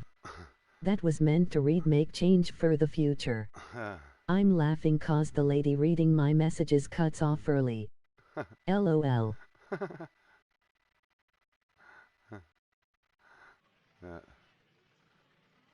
Yeah, because I know when I start getting stuck. Time for baseball, like, of the AAA variety. It feels like your wheels are spinning. Brings you coverage from the International League. Tonight, and I know how to this to three-game stop weekend that. Series between the Indianapolis Indians and the Columbus Clippers. It's baseball. It's the show, and it comes your way. You never stop moving forward. You know what I mean? That's the thing. Billy Chappelle, the right-hander from Canada, will be the starting pitcher. Dan, not bad whip. This guy has 3 pitches that he brings into his mix. Strike to walk. If he has all of them working, isn't that good, though? He has a chance to be really solid. A good pitcher, but he needs command of all 3 of his pitches. I need more strikeouts. At the plate, Ray Galindo, and we are set for baseball here this evening. The second base. Ray. Start him right off, man. First delivery to him on the way. First of 3 here on a Friday night as the first pitch is in there for strike 1. Fellas, you take a look at our homestanding ball club as they come into this one tonight. They come in looking to turn things around as they've dropped 2 straight. Yeah, Matty, these players got in their cars today to drive. Oh, he crushed it. Focused on you almost shortstop almost grabbed the that. wheels are spinning, do an awesome donut burnout, I say. LOL. Yeah. To come up with a big yeah. Last pitch was a fastball. Tries to double up with the same piece of cheese, and it gets turned around. Nice piece of hit. Make people see it. Set to get his evening at the plate started. Johnny Dias Recording out batting with just a a pitch notch inside. below 300 so far on the season. Record and out with a pitch inside the zone. Record and out.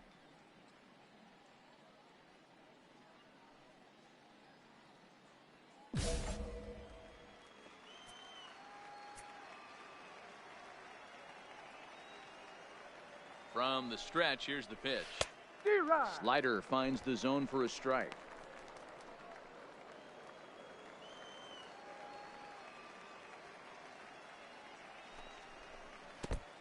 Oh! In the dirt here. He didn't go. Forget about the double play now as he'll move up to second here on the wild pitch. Wild Bill throws a wild pitch. Now. Working for the punch out and the offering. Oh, almost got it. Just misses inside with the fastball there. Wow, that's a tough pitch to take. C.S. Lewis said, you can't go back and change the beginning, but you can start where you are and change the ending. That's exactly Swing right. And a liner. Foul. Exactly right. And that goes for everybody. Galindo the narrative that is my experience, my life, is mine. And that doesn't take away from yours, because everybody has a story to tell. You know what I mean? And when we share our stories, tell our stories, that's when similarities are found. The 1-2 is outside for a ball. And then we come to understand that our differences really aren't much different. That pitcher's got to execute a little bit better. That was almost a non-competitive pitch. Being outside, you could almost have let that one go right out of his hand. Lifted in the air out to left. Alonso is under it, 1 out. And the runner, not tagging, will retreat to second base. And with that, here's a look at the visitors' starting lineup. D-Row, what do you got on this lineup in the series opener? Yeah, Matty, this team poses a lot of problems offensively. This is a scary lineup. You talk to anybody about the story that is their life. Not only do they have power in the middle of the order, as in fascinating and jaw-dropping. A problem shared is a problem halved, Bill. Yeah. Yeah. Yeah. Here comes the first pitch. Oh, here's a breaking ball, but it doesn't quite find the strike zone. 1 out and a runner on second base.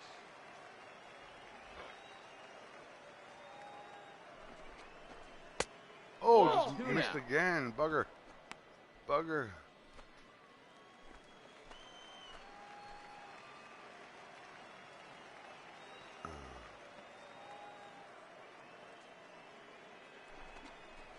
I'm just going outside for a minute, so I'll be away from the keyboard for a little bit. Okay.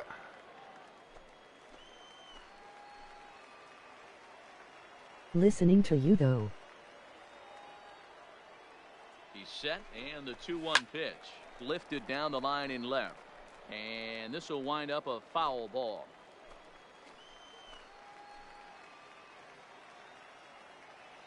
Good lead there at second. Here's the pitch.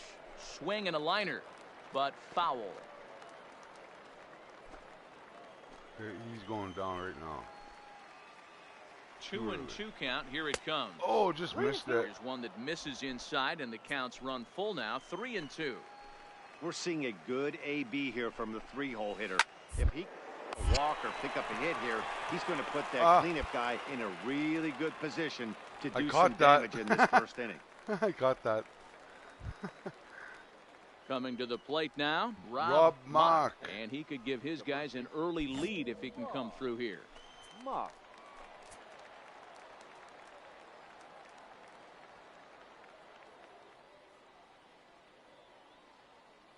He's set and the pitch. And he lays off a pitch in there for the first strike. 2 out here and a runner at second. And he misses with it, 1-1.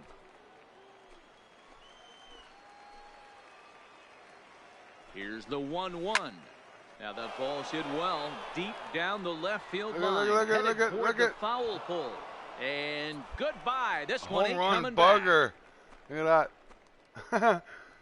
Give up a moonshot to it's Rob a 2-run shot to straightaway left. Home run number 3 here in the early going, as it's now a 2-0 ball game.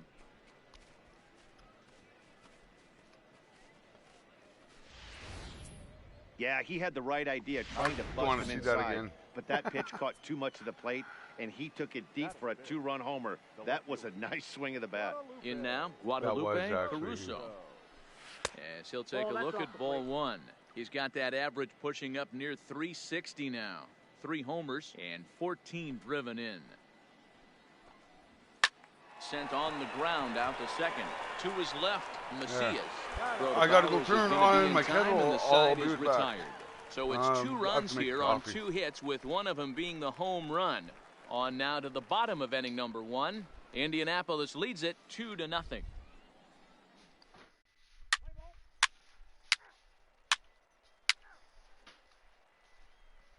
All right, back to pitching.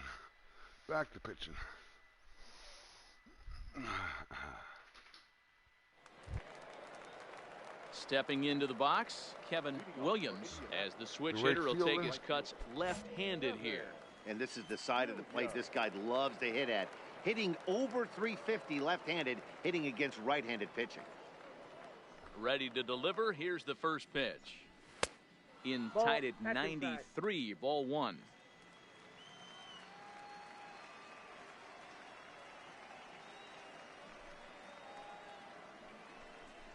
Went about halfway there, but it's a called strike regardless.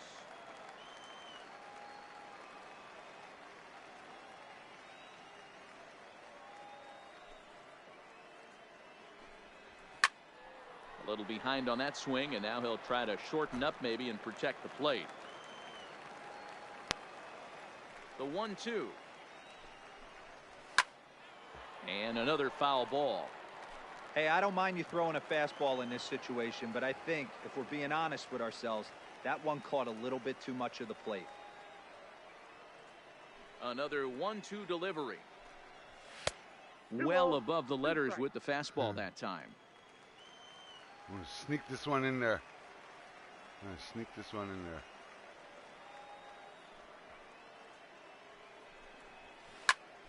Hot shot to third and handled for the first out. Time for a look at the defensive alignment for the home team. And if you look at the numbers on this team, defensively, they're in the top 5 fewest errors in the league. Batista. Flashing the leather, picking and grinning. Keep an eye on them. They play stout defense. First offering on its way. Ball. And this is low, ball 1. Counts 1-0. 1 out, nobody on.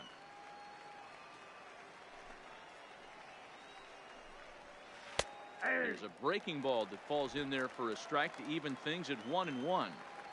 Love that pitch right there, and he executed it perfectly. A big arcing curveball that starts at the batter's hip and then just bends onto the inside corner. A lot of hitters have a tendency to open up way too early, and they can't make good contact on that pitch. Oh, and a good curveball that time. Yes, now, motherfucker. Called strike 3, and there are 2 away. He's looking a lot sharper and has settled in here in the second inning. It'd be hard not to, because that first inning was pretty much a mess. But I give him credit for letting it go and making some really good adjustments. Batting 8, the center fielder, Mauricio Muriel. Into the box now, Mauricio Muriel. As he'll take a look at a pitch too low, it's ball 1. He'll work on keeping this top of the second alive. Oh, and a fastball here that's taken. Come on, give me a call. Give me a call. Sometimes it can be difficult for a pitcher. You're facing a guy that's not known to be a big stick in the lineup. Sometimes the toughest thing is to be aggressive and throw strikes. 3-0 now. 3-0. Jacob Stallings would be next.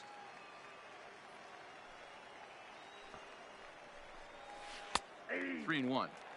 4 pitches, all takes. He's showing a lot of patience here. And I like that from a guy like him, Eddie. He can do a lot of damage on a base pass with his legs. So there's no reason for him to get overly aggressive if he's not getting anything to handle. Man, you hate to give up a 2-out walk to anybody, but especially to a speed demon like him. Good chance he's running here, and good luck trying to stop him. So the challenge is on, I guess. Jacob Stallings will be the next hitter. He takes his first cuts in this one with a man at first and 2 away.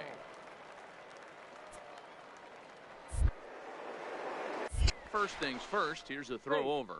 And he'll get dirty, but he's back in safely.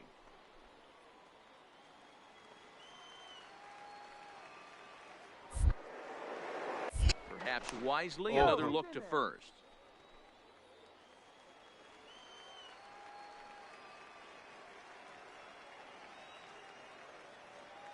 First pitch coming, here it is. Now a fastball to start things out. Didn't miss by a lot, but it's 1-0. A veteran hitter certainly knows when he's got wheels on first base, he's probably getting a fastball and he's probably getting it middle of the way. Might be a great time to get super aggressive. 2-0 now. Yeah. Let's settle this down. Here he comes on 2-0. Hit sharply but foul down the right side.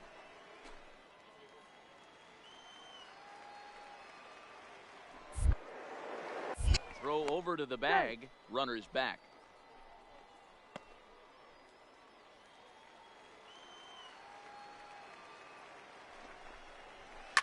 Lifted in the air toward the line and right. And foul.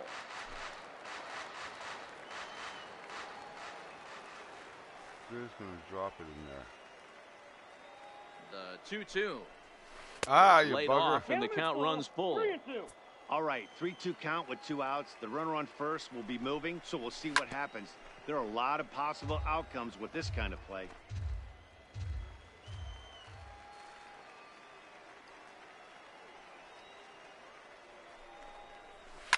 Fouled off. 8th pitch of the at-bat coming up. Line towards center field. And as it turns out, the 2-out walk doesn't come around to haunt him as that ends the inning. Not bad, not bad. This game, though, man, it takes a long time to get through the minors up into the majors, man. It does take a long time. First pitch on its way. Lofted in the air out toward right center. Broadway giving chase. He's there and records the first out. 1 pitch, 1 out. Yes, sir. Stepping up now, Johnny Diaz. 0 for 1 here in the early going.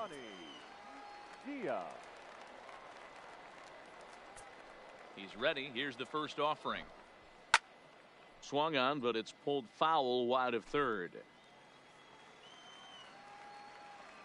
The windup and the 0-1. Behind 0-2 now.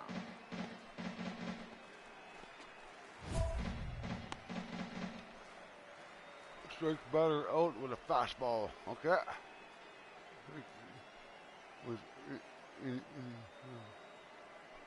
Awesome.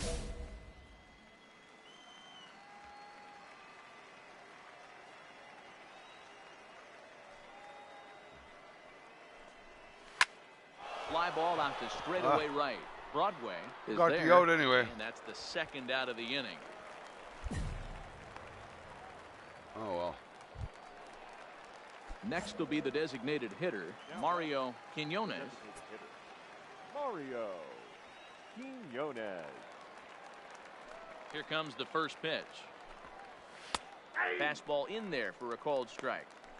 Yeah, I'm shocked he let that first pitch go right there. High fastball, but usually those ones travel the furthest.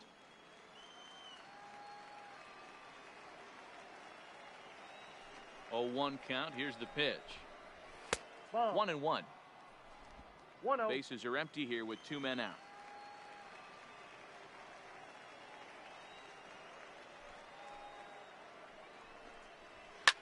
This is line to left. Oh, nice hit. And that'll get by and on through towards the wall. He'll get it into second. But he'll be in there with a double. Bugger. Yeah, this one was starting to look like it was going to be one of those 1, 2, 3 easy innings. But now all of a sudden, they have the go-ahead run standing out there at second base after the 2-out double. Big moment here. Into the box, Rob Mock, as he'll watch a curveball that bends in there under his hands. It's strike one. A couple of RBIs for him already, and a chance for more here. Line to the right side. Oh, that's in there. Base hit. Go on. And they're going to hold that runner at third base, as even with 2 away, they didn't like their chances there. The wheels are falling off here. Boy, there's another base hit, and this is just kind of like that gift that just keeps on giving, D-Roll. Both teams piling up the hits, and we're just in the third inning. Yeah, their ears were open on both sides during the pitchers' meeting today. Good plan at the plate, a lot of execution from the offensive side on both sides. Oh. And he misses again, 2-0.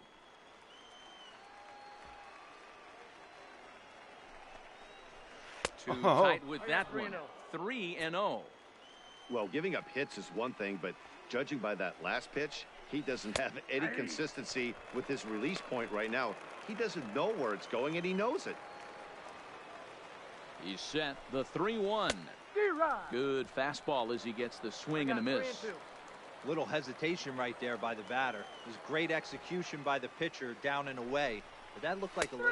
Oh! Fastball. What a strikeout. Woohoo. So it's no runs on 2 hits, no errors, and 2 men left stranded.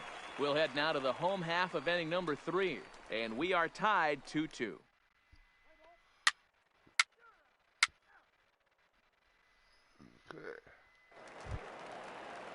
In now, Kevin Williams. He'll try to get it going here to begin the 4th. Kevin Williams. First offering on its way. And they go right after him on the inside corner for strike one.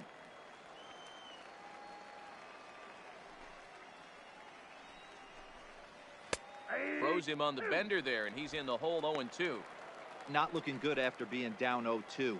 I think at the very least, you got to work this pitcher's count a little bit. Try and get back into a decent count where maybe you can come through.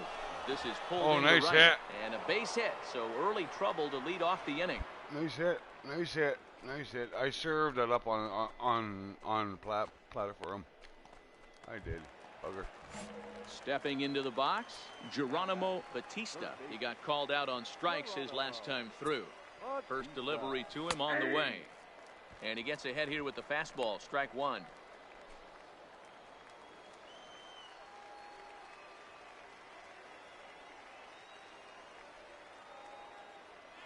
Set to deliver the 0-1. Pitch is a cold strike, the throw. And it's far too late as he steals second with ease.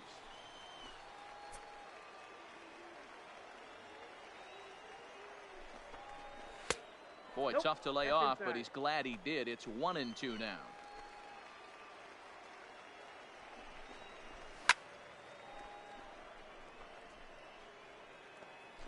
Hits are even right now at 5 aside. And here's a strike 3 called, and that'll be the first out of the inning.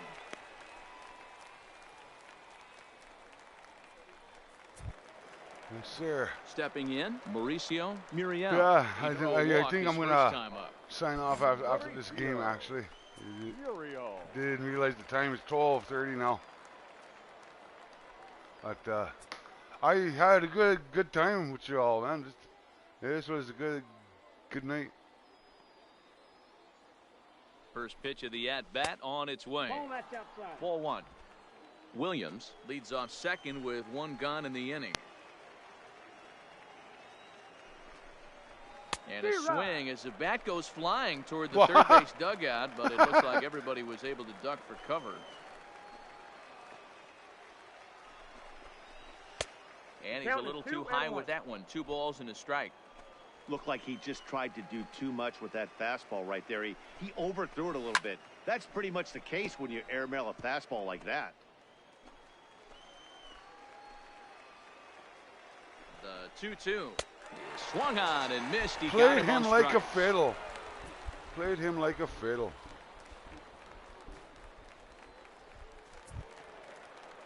Now at the plate, Jacob Stallings hit it hard but lined out in his first at-bat. Yeah, Matty, but as he walks to the plate right here, he feels good building off that last AB. He hit that ball on the screws. Here's the first pitch to him, and it's fouled away.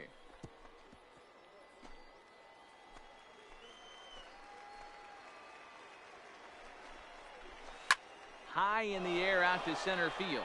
Allen is under it, and that's the third out. Yeah. So it's no runs on a hit, no errors, and a man left.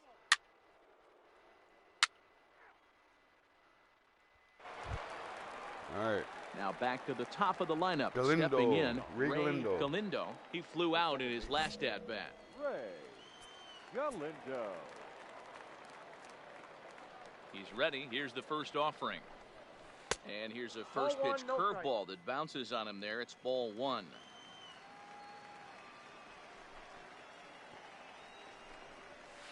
And that's high and away, and the count goes to 2-0.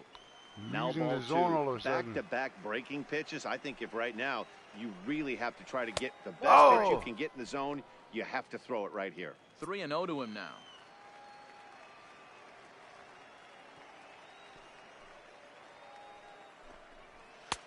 Three and one. Throw it right at him. There's your damn walk. And it's up to a 3-2 full count now.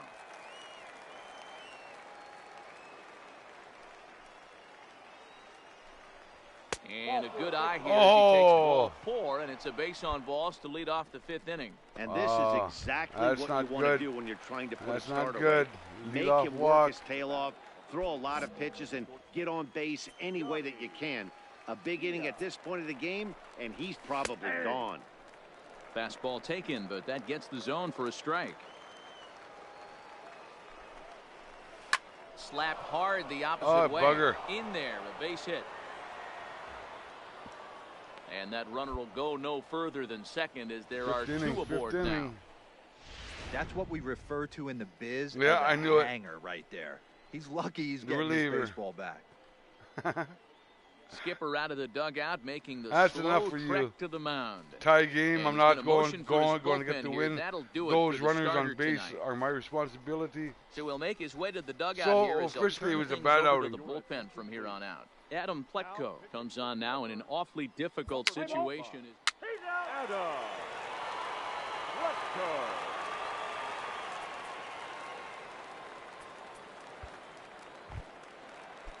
So a big moment here, and standing in, Kevin Williams, and he does so representing the possible go-ahead run. How the hell did they Here get comes this? the first pitch. Down the left field line and deep. And that will end up a foul ball. Let's play ball. 3. Keep it. Always nice to get the first game of the series, but even more so when it's in front of the home crowd. Seems to energize everybody the rest of the series. 3-2 the finish in tonight's game. Columbus wrote an important 6th inning victory in this one. Adam Pletko gets the win in relief, his second of the year. Tyler Olson records the save, his 5th of the year. So that's a wrap for us here tonight. For my partners in the booth, Mark DeRosa and Dan Plesac, and our entire crew, I'm Matt Vasgersian. You've been watching MLB The Show. And for more, click over to theshownation.com. The Show Nation. Bugger. I didn't get that win. Oh well. Can't win them all. So I'm going to wait for AJ get back here and then say my good nights, and then I'm going to sign off here pretty soon. I'm probably going to Sin City and play a couple more games though. But it is after.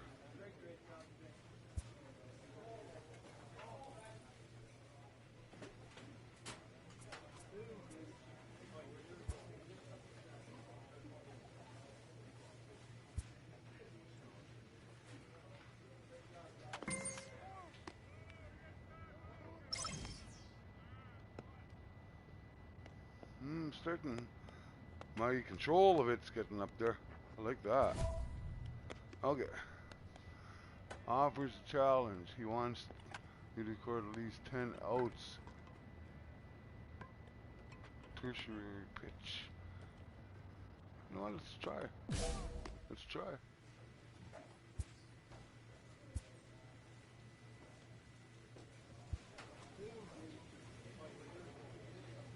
Who's in center field? Third base. Let's boost up his talk with Law about your team's recent sweep.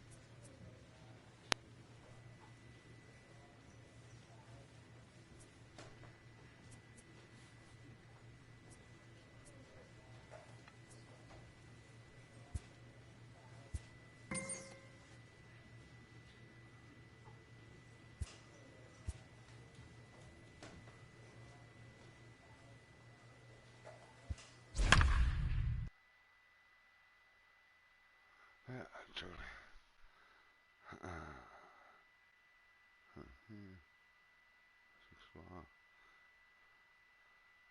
I've only got 10 strikeouts to 6 walks. This might be an interesting pitching duel here. The Clippers. Welcome to MLB The Show and this presentation of minor league baseball. Today it's the rubber match of this 3-game series between the Columbus Clippers and the Durham Bulls. The Durham Bulls. Charlie Morton gets Bull the Durham. ball in game 3 Kevin of the Costner, series. Tim Robbins. What do we need to know here, Danny? Hey, we're looking at a real solid starting pitcher right here. You take a look at that Susan ERA, Sarandon. anywhere between Bull 3.5 and 4. But I'll tell you what he does know how to do. He knows how to get people out, and he can minimize. Coming to the plate now, Forrest Ashton. He'll lead things off here in the bottom half of the first. The left fielder, Forrest Ashton. First delivery to him on the way. Way behind that pitch, it's 0-1. So, guys, our visitors, as they take the field following a scoreless top half. Despite the loss last time out, they'd won 4 in a row, so they've been on a nice little roll here. Yeah, Matty, this is the big one right here. They've split the first 2 games of this series. You want to steal one right here and be feeling good about yourself. Yeah, Dero, I think one of the things you want to do, you get to the 3rd game, you'd like to win this series and finish it off by winning game 3. It's always nice to win a series, whether it's at home or on the road, so this is a big one for this ball club. Hit hard to short. Alfaro scoops it up, throws in time, and that's out number 1. Yeah. Let's get into a With a moment now, let's have a look at the home team starting lineup. Mark DeRosa, tell us about this lineup in a daytime home contest. Matty, I know I'm stating the obvious, but the middle of the order has to come through today. You got guys that are playing way above their pay grade on the periphery, and it's time for them to look and see the big boys do their job. Yandy Diaz. First offering on its way. And that misses, ball 1.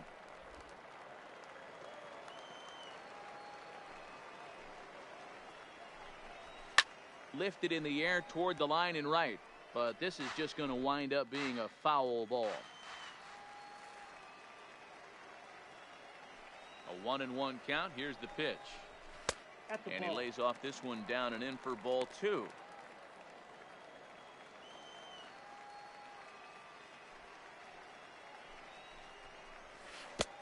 To 2-2 now. I think he'll be frustrated with himself about that swing. He was in a good hitter's count and ended up chasing one out of the zone. Now the count's even again. 3-2, full count. Now the payoff pitch home. Lazy fly ball out to center field. Allen on the move, and he tracks it down. A nice running play to record the 2nd out. Riding into the box, Cesar Gomez. He's 2 for 10 in the series coming into today. First pitch of the at-bat on its way. Curveball taken for a strike on the inside. Love that pitch right there, and he executed it perfectly. A big arc ball that starts at the batter's hip and then just bends onto the inside. Well, the play's been made, and that retires the side. We've played an inning. No score here on the show. Yeah. So here's the cleanup hitter, Andy Holly. He'll lead things off here in this one-run contest. Andy Holly. Here comes the first pitch. And he tries to hold back on the swing, but I think it would have been ruled a strike anyway. It's 0-1.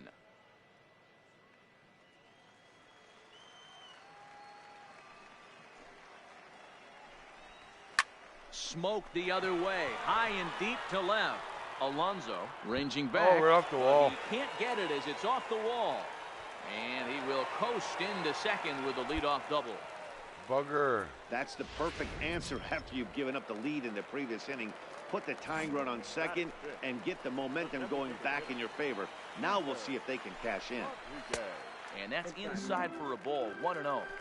His approach to the plate right here has to be to the right side. If he gets it through the infield, that tying run might come around, but at the very least, that would get the runner to third with less than 2 outs.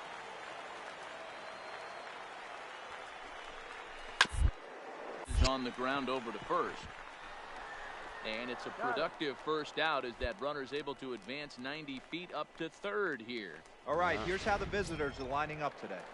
And guys, when I've been looking at the numbers on this starting pitcher, what really jumps out on me is the fact that he doesn't strike a ton of guys out, which means he's got to execute. He's got to use those 17 inches in, out, up, and down. He's going to have his defense behind him, and they better be on their toes because a lot of balls are going to be put in play in this one. 1-0 pitch is a slider, swung on and missed, 1-1. Holly stands at third with 1 gone in the inning. Strike 2 swinging just out in front of the slider.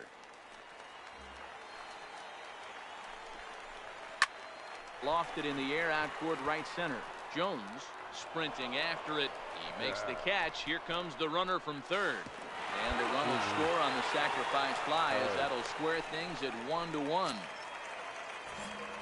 Set to get his day started, Luis Vasquez, and it's been a real struggle for him with the bat so far this year, looking to get things turned around in a hurry. Into the corner and slicing foul. Clean slate on the base pass after that sac fly a minute ago, so now's the time to be aggressive with these hitters. Go right after them and try to get out of this inning with only 1 run scored. 1 ball, 1 Here's strike. one that misses high. It's 1-1.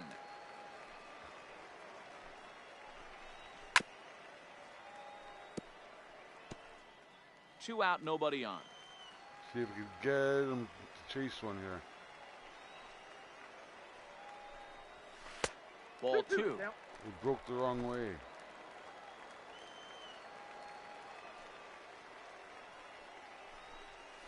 And good patience to hold back on the curveball in the dirt. It's full now, 3-2. Hey, I know the idea is to try to get the guy to swing on a 2-2 pitch, right? But that one was so low, I don't know anybody that would have swung at that pitch.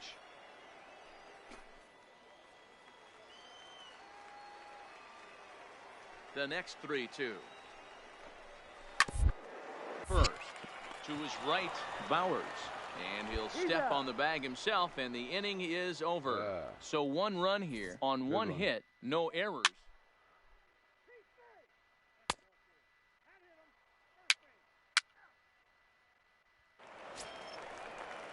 Striding in, Vernon Aparicio comes off an 0-for-4 in last night's ball game. Hey, we're still in the early stages in this one. They're only down by a couple of runs, but it's really key for this leadoff guy to try to get on and get a big inning started. Off the plate, And he misses inside with that one, ball 1.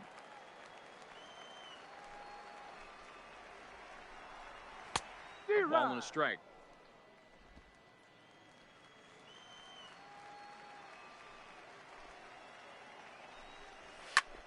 This is skied into short left center.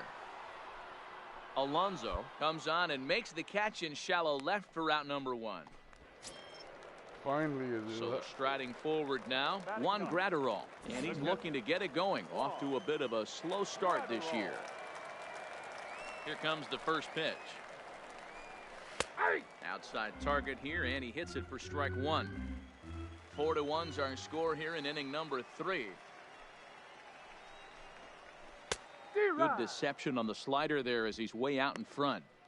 So back-to-back sliders for strikes. Does he come back with yet another? Normally not a good pitching plan to throw the same hitter the same pitch 3 times in a row. But both of those sliders back-to-back were so good, I might just go ahead and try to throw another one. Got him swinging on the fastball there. Juan Gratterall becomes out number 2 this inning.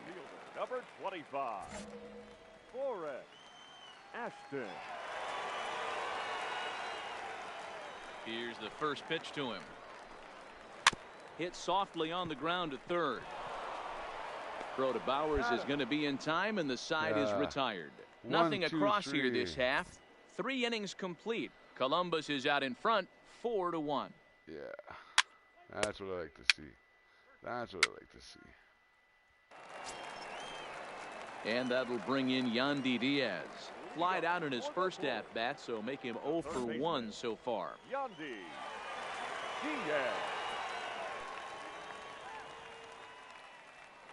He's ready. Here's the first offering.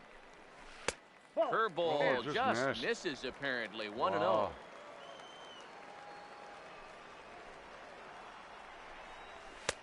And a good heater as he just watches this baby. A ball and a strike. The 1-1 home is looked at off the plate for a ball.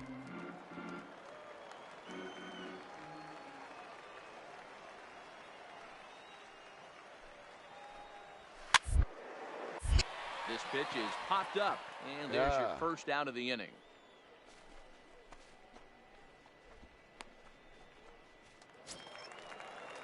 At the plate, Cesar Gomez. He got on top of one and was a ground out victim last time. First pitch of the at-bat. High and away on the first pitch fastball there. It's ball 1.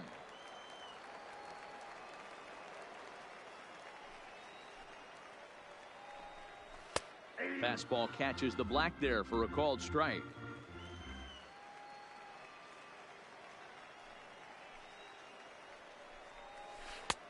And a curveball's by him that time as he falls behind now 1-2. Obviously not where he wanted that curveball to end up, but I guess it fooled him enough to get the swing and miss. It's a high fly ball headed for the left field corner. If it stays fair, it's gone. And he just couldn't keep that ball fair as it winds up a long foul ball. Lifted down the line in left. And that will end up a foul ball. Here's another 1-2. A great pitch there. He couldn't get extended on that one, and he's down on strikes for the second out. It's not that easy to make a good hitter look that bad, but that's what happens when you can bring that fastball and ride it in on the inner half of the plate right there. You can get some pretty ugly swings. Indeed, indeed. The first baseman, number 5, Andy Holly. Stepping in now, Andy Holly, as he'll look at a breaking ball that misses for ball 1. It was a double for him in his first turn at the plate.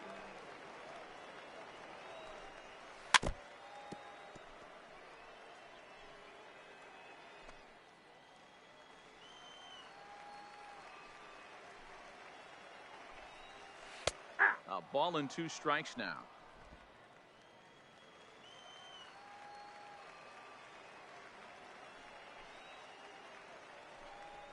Got him swinging as he runs the fastball by him to end the inning. So no runs, no hits, no errors, and no one left. We played 4 full. The Clippers lead it 4-1. Yeah.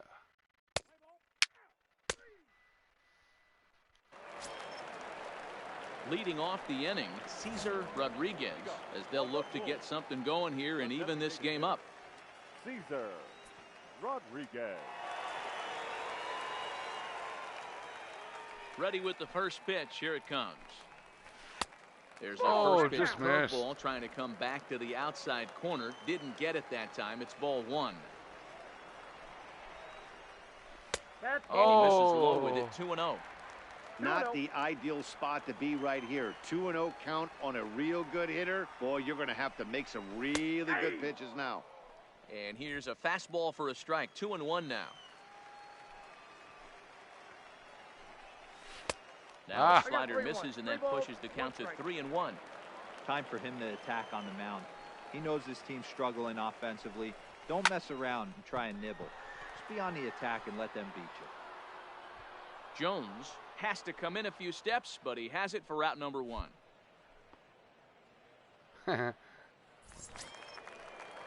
Standing in, Rich Quezada earned himself an RBI with a sac fly his last time at the plate. Here comes the first pitch. Ball 1. That pitch is out.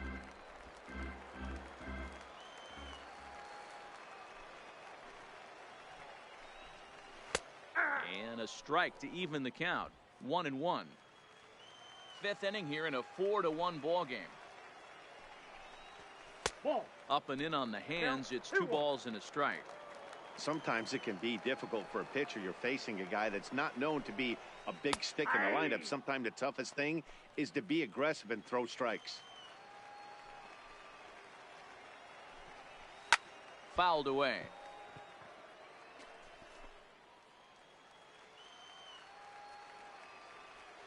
The 2-2 one more time. Is laid off and the count runs full. Luis Vasquez will be next. Swing and a liner. Nice hit. Gets down and ought to be good for extra bases. Yeah, nice hit. And this will find the wall deep in the corner. And he'll reach second now with 1 away.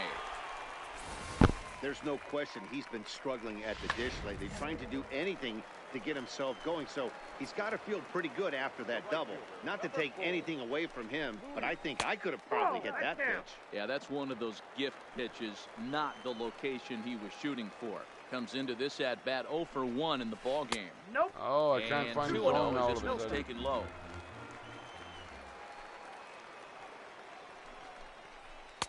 Got himself a 2-0 fastball there, but he couldn't connect. 2-1.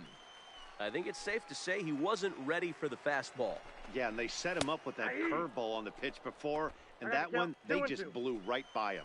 And they could go either way now, I suppose. And he fouls this one off. Quezada, the runner at second with 1 away. Hit on the ground to third. Oh, nice grab. Is up with it on to first, and there were 2 down.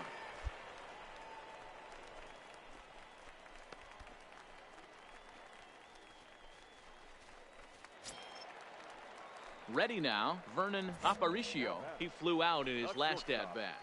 Vernon Aparicio. Here's the first pitch to him.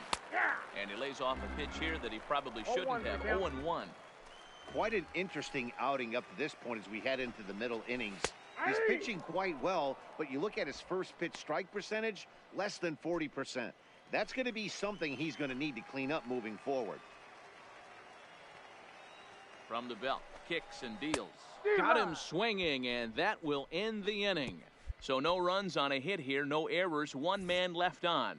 We're through 5 here at the ballpark. Yeah. Next appearance.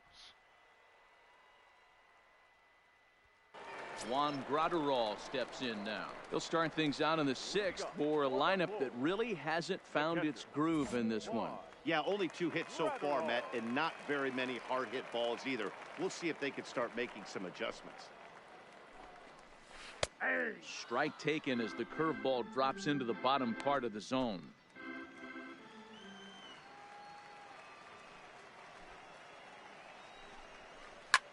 Slapped hard the opposite way, but he will come on strong out there in right and pull this one down for the first out. Good contact to start out the inning. Thought he might be on base with some sort of a hit, but it hung up there too long. Just unlucky that time. Here's the first pitch to him. A ball and no strikes.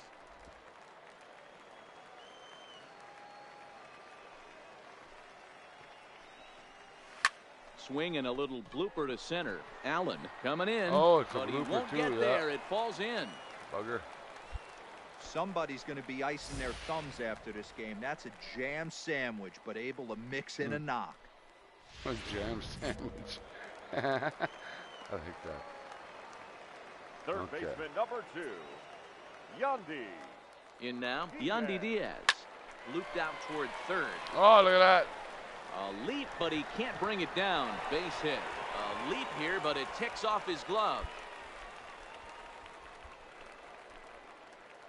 Boy, after that base knock right there, D-Roll, he extends his hitting streak to 7 games. Yeah, and you can tell he's made some necessary adjustments at the plate. Anytime you're getting a knock every day of the week, you're doing things right. He's keeping that front shoulder tucked, staying inside the ball, not trying to do too much. Cesar Gomez is at the plate here as he quickly finds himself down a strike. It's 0-1. 0-2 now as a curveball drops in there for a strike. Hey, that's obviously the game plan against this guy. Bury it in on his hands. He finds himself down 0-2 now. He doesn't know if he's coming back in there or stuff down the way. And this gets on him quickly here and deflects off him. And out at first as he almost beat him to the bag that time, but the foot just beats the runner for out number 2. Standing in as the potential tying run, Andy Holly, but a single here could reduce the deficit to only 1.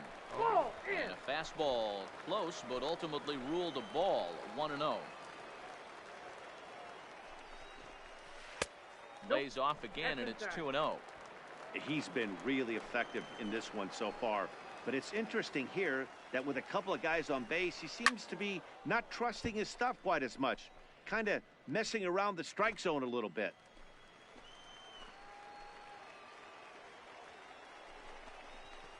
Pulled toward right center field. Allen has a read on it. Yeah. He's got it, and that'll get him out of the jam. So it's no runs on 2 hits, no errors, and 2 men left.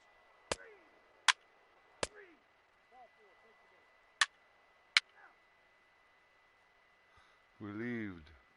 I'm in position for the window. See what happens.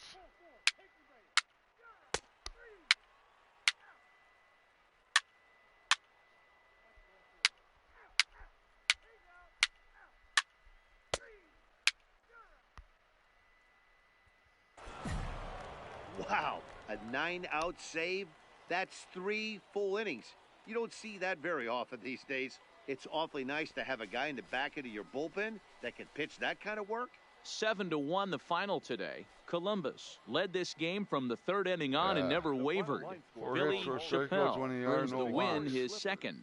Alex Wilson takes the rare 3-inning save. Not bad. Not bad at all. What time is it now?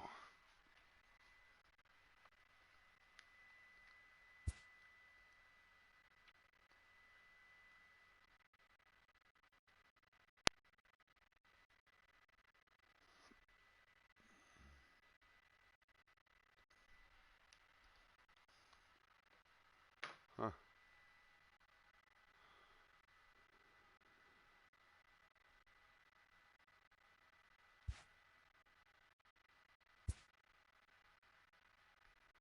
Yeah. All right. I am going to say good night now. Yeah, it's 1 o'clock in the morning. It's 1 o'clock, so I got to lay down for a while. Thanks for tuning in, and I hope you guys got something out of this and pass this along and spread the story everywhere that you heard tonight. What I had to say on prisons with my personal experience to it, and well, I'll do this again. I'll do this again about something else. Okay, so thanks a lot, and good night to you all.